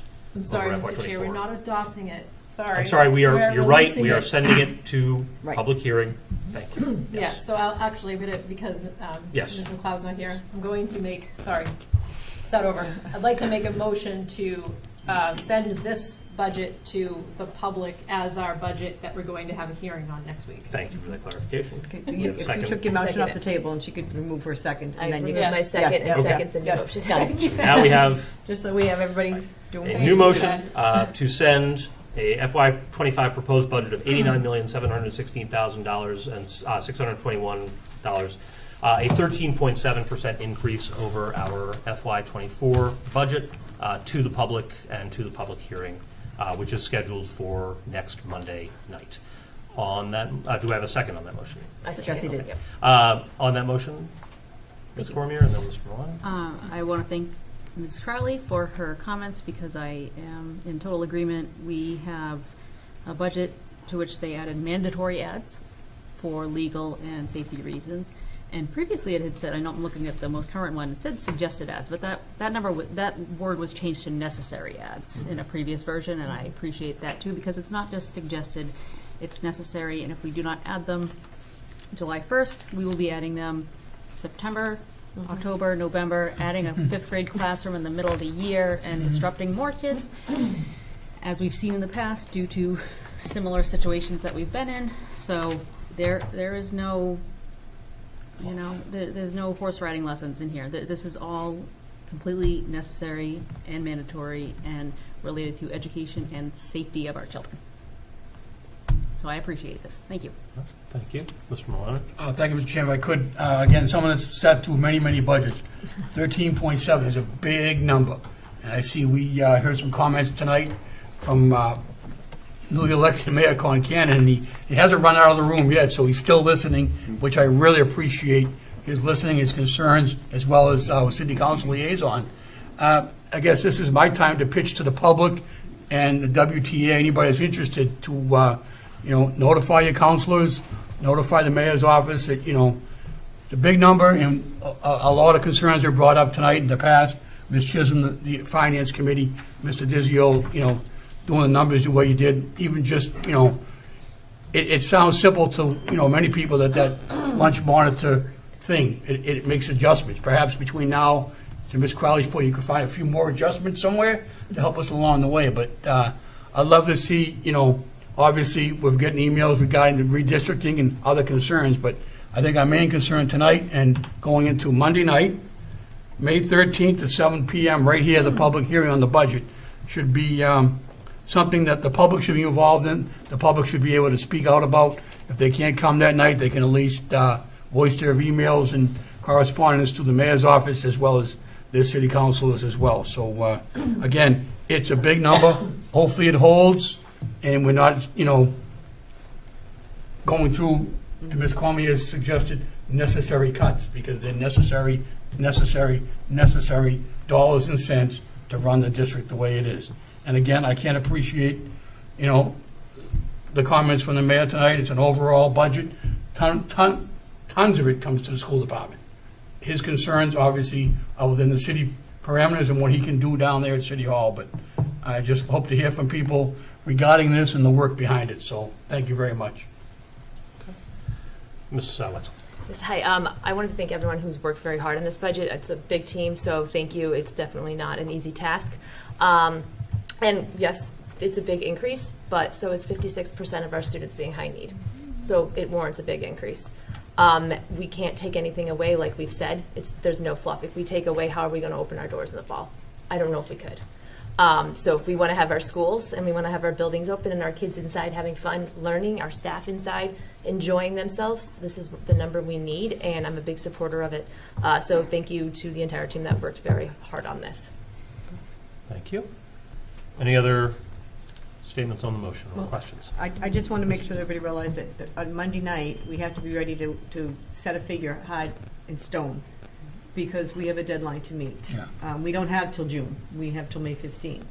So we need to get a budget, and it's going to be done. We haven't got a firm commitment either way, so we need to make sure that we are ready to vote that, and then on Wednesday night adopt it and be good to go. So it's just, this is the longest we've ever had to know exactly what we're doing for a budget.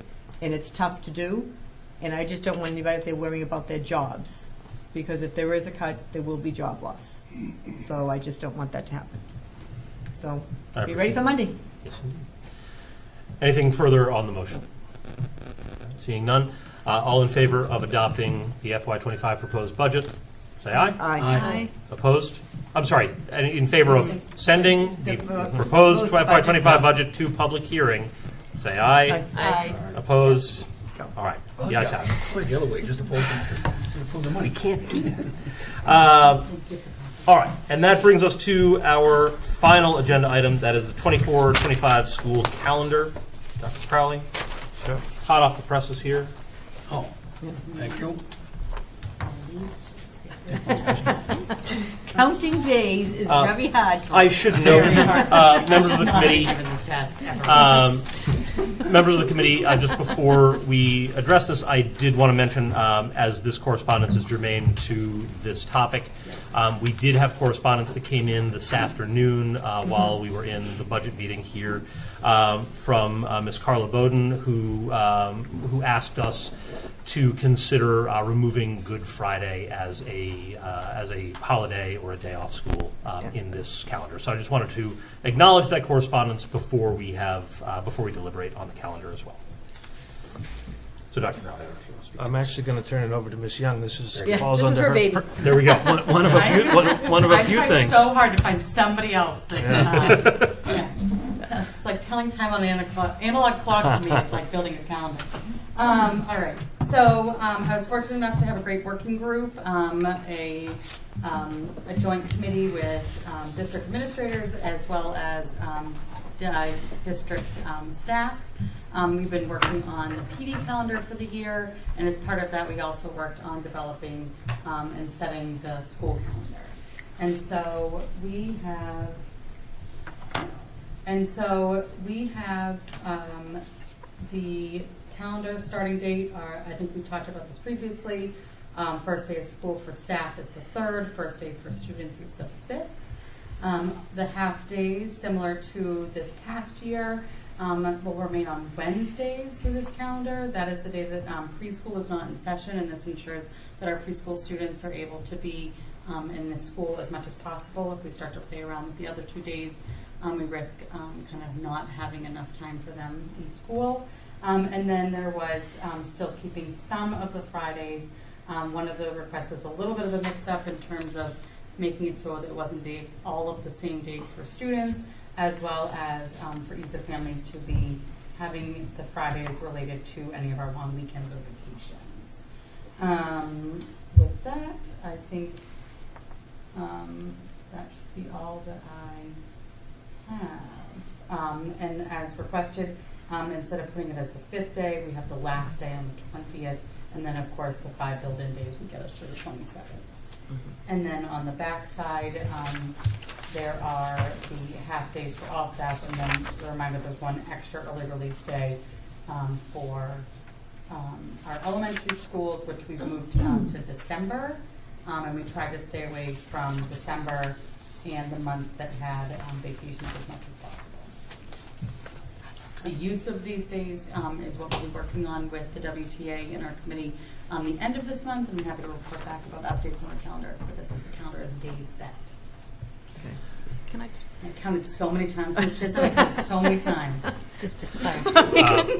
All right, so thank you, Ms. Young, for that. Ms. Cormier, you had the... Sorry, can you just repeat the part you said that they were trying to move away from the Friday?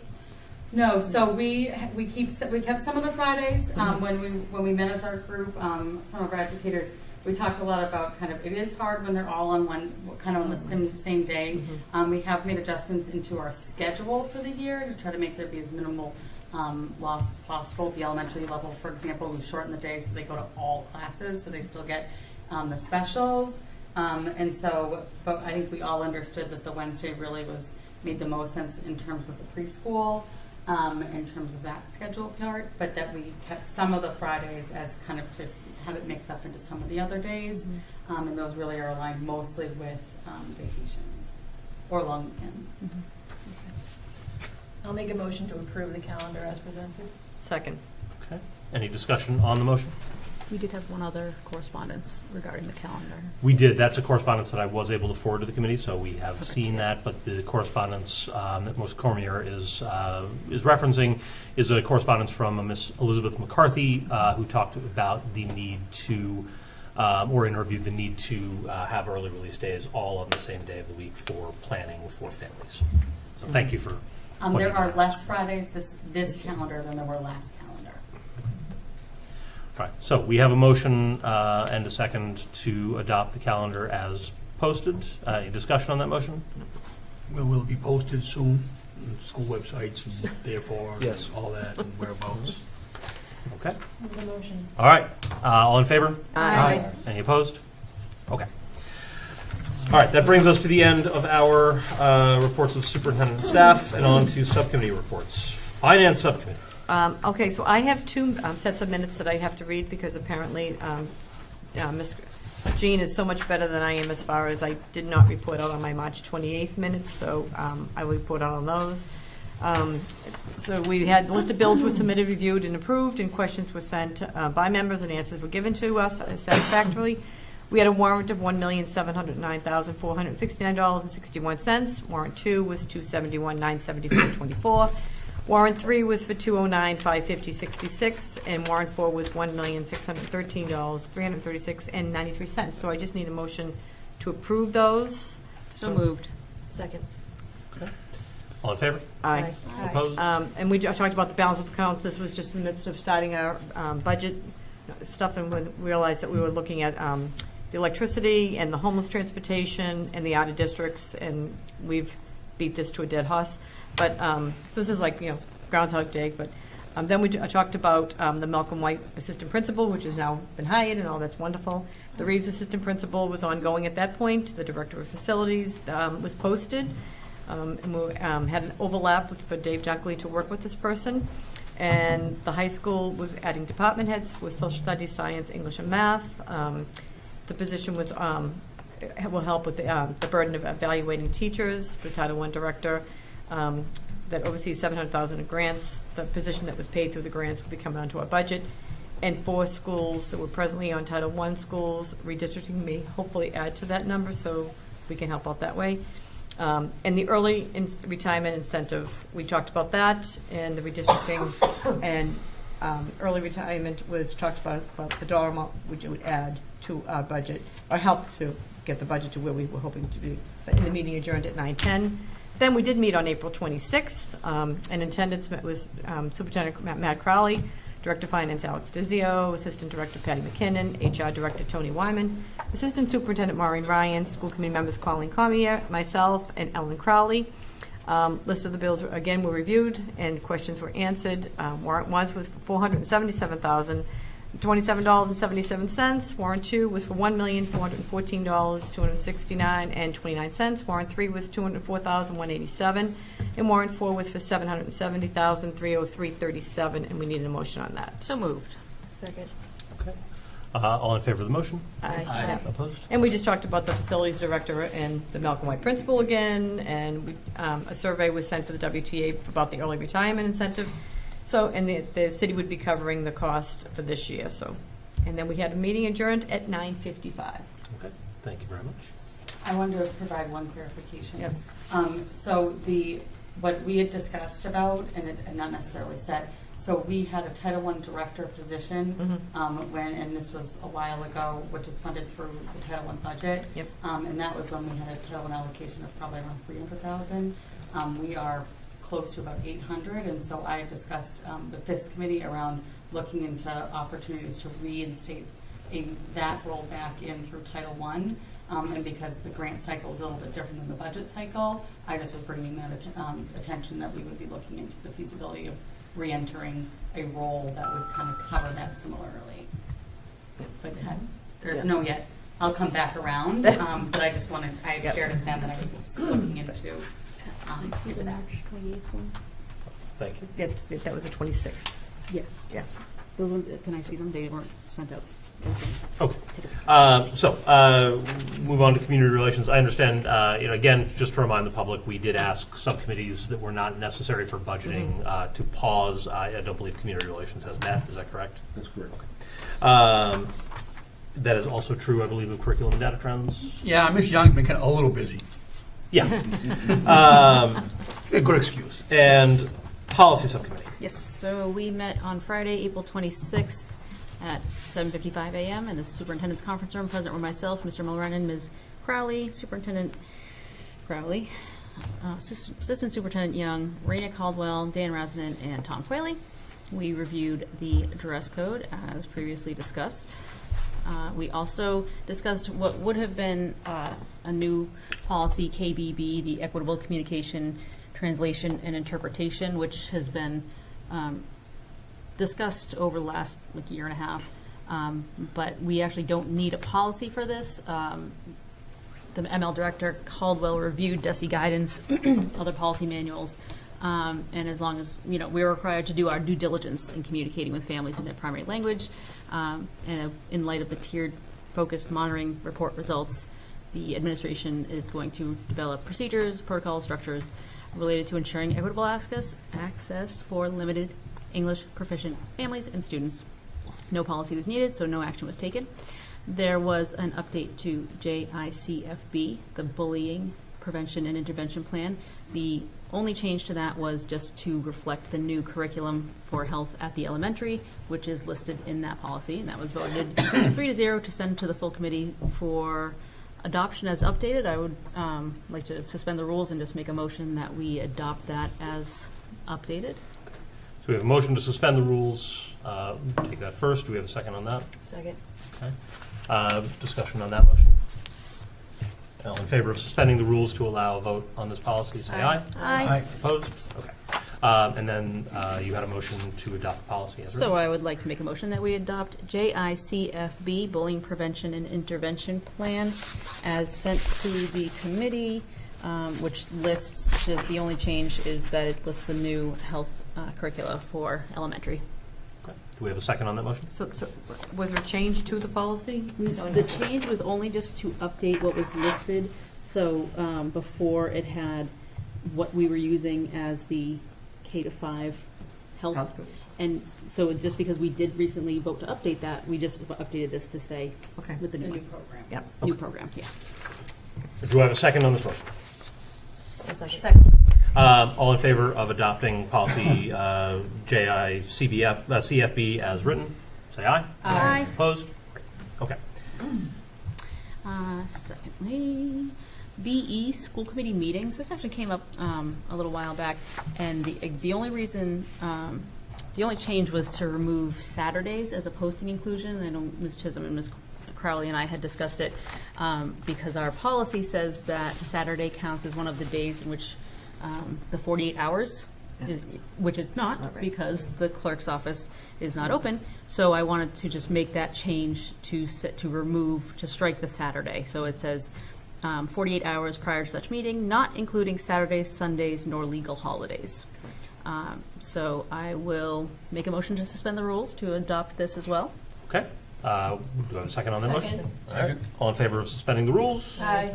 All right. And I will make a motion that we accept BE, school committee meetings, as previously sent to the committee. Second. All in favor of, any discussion on that? No? All in favor of discussing that, of adopting that policy, say aye. Aye. Okay. All right, and that brings us to our final policy, I believe. IJNDB, use of technology and instruction. This was reviewed extensively with Ms. Judkins. The update is now complete. We did present for action, we are presenting for action as it was tabled, 131, and we just had it for discussion item on 327. So I will make a motion that we accept IJNDB. Actually, we also want to change the categorization just because that's what I do, IJND, to have it as the initial policy regarding technology resources. So to adopt the language as presented under the categorization IJND, use of technology resources. Do I have a second on that motion? Second. Okay. Any discussion on the motion? All in favor of the motion, say aye. Aye. Opposed? Okay. And then we just had a few other things to review at future meetings, and we adjourned at 9 a.m. Okay.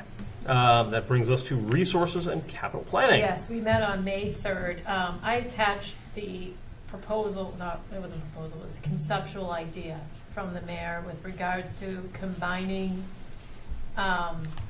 administrative functions between the school system and the city with regards to facilities.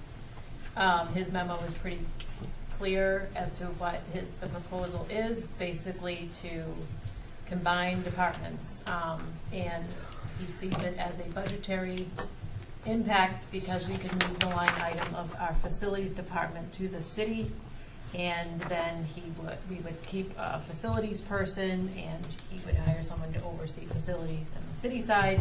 And so his proposal is pretty clear.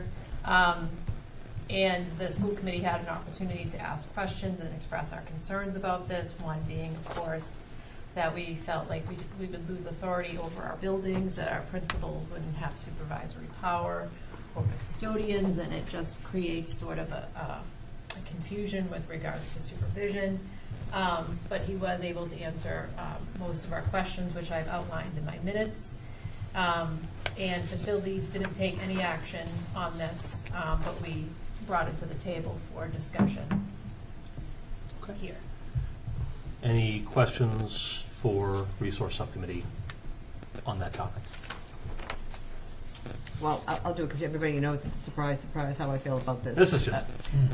Yeah, I just don't think that it's a win for the school committee, and I think that that's our job to maintain the building so that our children reside in every single day.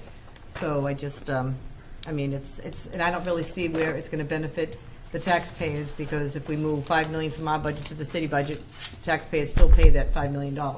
So it's not, a savings as far as like, oh, well, if Scally's at the Harold Wyman and he's going to go to, next door to Spence Farm. Well, that's Galley schedule, it's not city schedule. So, I mean, I just think that would be crazy to give up any kind of responsibilities that we have within our buildings. And I think that it would just be a wrong decision all the way around.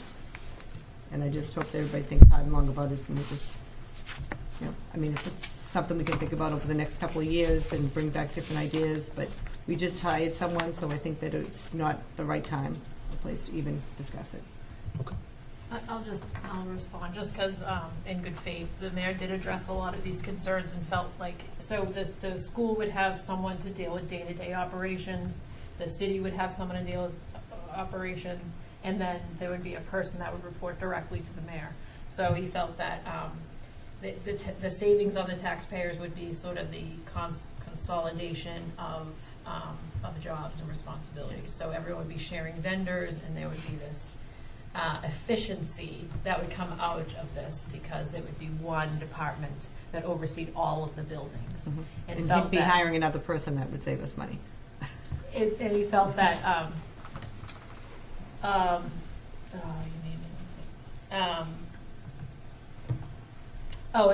this doesn't really fall under the purview of the school committee, because it's not education.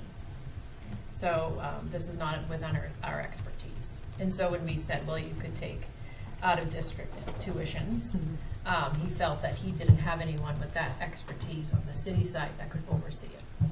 So that was that discussion. I just wanted to give full picture of it. So He wouldn't have to oversee out of district, he'd just have to pay the bills. that was our response. Yeah, to that. I mean, it just, the thing is, it's not our, educationally, the buildings are absolutely a part of the education. Because if we're in a room and there's a leak and we have to find out where we're gonna get somebody and we have to wait. And as we know, going through the city, DPW is completely overworked, it's not enough staff. And the conditions of the buildings that they have taken over, take a tour.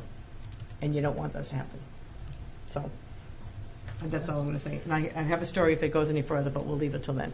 Okay. Any further on questions or comments for Resources Subcommittee? Mr. Chair, also, we are meeting on Thursday with Dr. McKibben on the consultant on redistricting, and that will be at 6 p.m. At the high school. No. Here. Oh, here. And so just to sort of clarify for the public, we had discussed the possibility of the high school. In the end, the committee room offers a little bit of a better option in terms of recording and making sure that the committee members are able to ask questions. We sort of determined that the really important thing is to make sure that this is recorded and brought out to the public so that everyone can see it, and it is easier to do so in this room. So we will have, whatever audience can fit in place. We will look into it with WPMC to make sure that that can be live streamed and recorded so that people can watch it in real time, and then also record it and be able to sort of parse it from there. And so that's where we will go on the Resources Subcommittee meeting on the 9th. Yeah, and it's been posted at the Choice too. So Yes. Okay. And we do have a meeting next week for the building committee, right?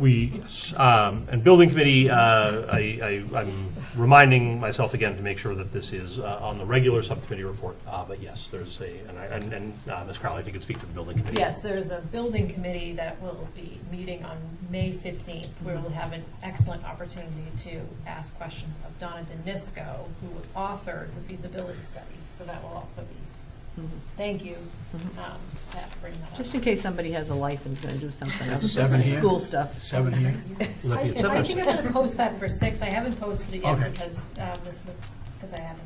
Yeah, no problem. I just want to get it in. And just to be clear for the public, those are we are posting those as public meetings. They are, the public is welcome to come hang out with us and talk about our buildings. Thank you. All right, student services achievement. I don't believe you've met. We have it, Okay. but if I could have a few days. Sure. Yeah, sure. So our next meeting is May 17th, but the CPAC has a virtual meeting tomorrow at 7 o'clock. And then also on Wednesday is parent orientation for all incoming kindergartners at 6 o'clock at the high school, I believe. At the high school. And happy National Teacher Appreciation Week. So thank you for all of the staff. On the 17th? What time on the 17th? Oh, the 8:45 a.m. Thank you. Okay. Yeah, that's the the Student Services and Achievement Subcommittee meeting is on the 17th at 8:45 a.m. here. All right. So unless there's anything further for student services. Oh, that's it. So correspondence, I will try to be brief. We have received communication on redistricting. Some of these, again, apologies, committee members. Many of these actually did come in fairly recently, and I haven't had a chance to get them to you. My plan was to do so this afternoon. Unfortunately, I wasn't able to get to that, given the meeting here. We received correspondence from Miss Amy Klimek, from Denise Robinson, from Corey Carter, from Monique Laidlaw, and that is it on redistricting communications, and I will make sure that the committee has seen those that I have not been able to forward yet. I mentioned communication from Carla Bowden on the 2024-25 school year. We did receive a communication as well from Teresa Bonapane, I believe I'm pronouncing that correctly, regarding a request to reinstate special education teaching positions in this year's budget. I believe those are currently in the draft budget, and that has been answered as well.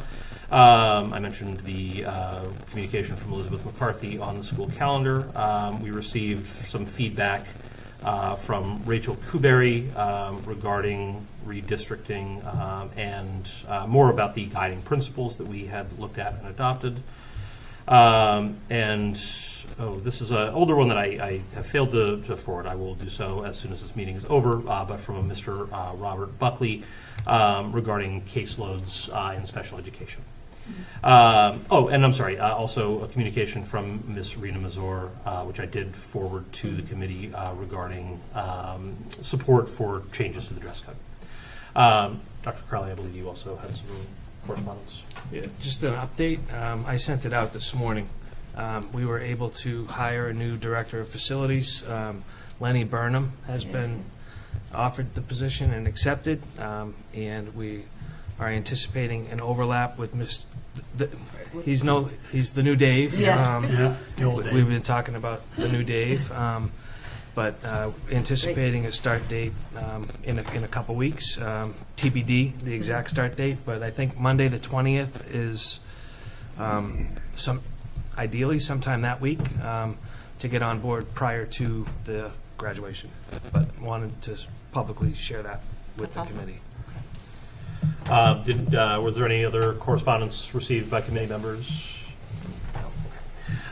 Future agenda. I jotted down a couple things during this meeting. It might be good to have some of our new leadership team members in, including our new Malcolm White assistant principal.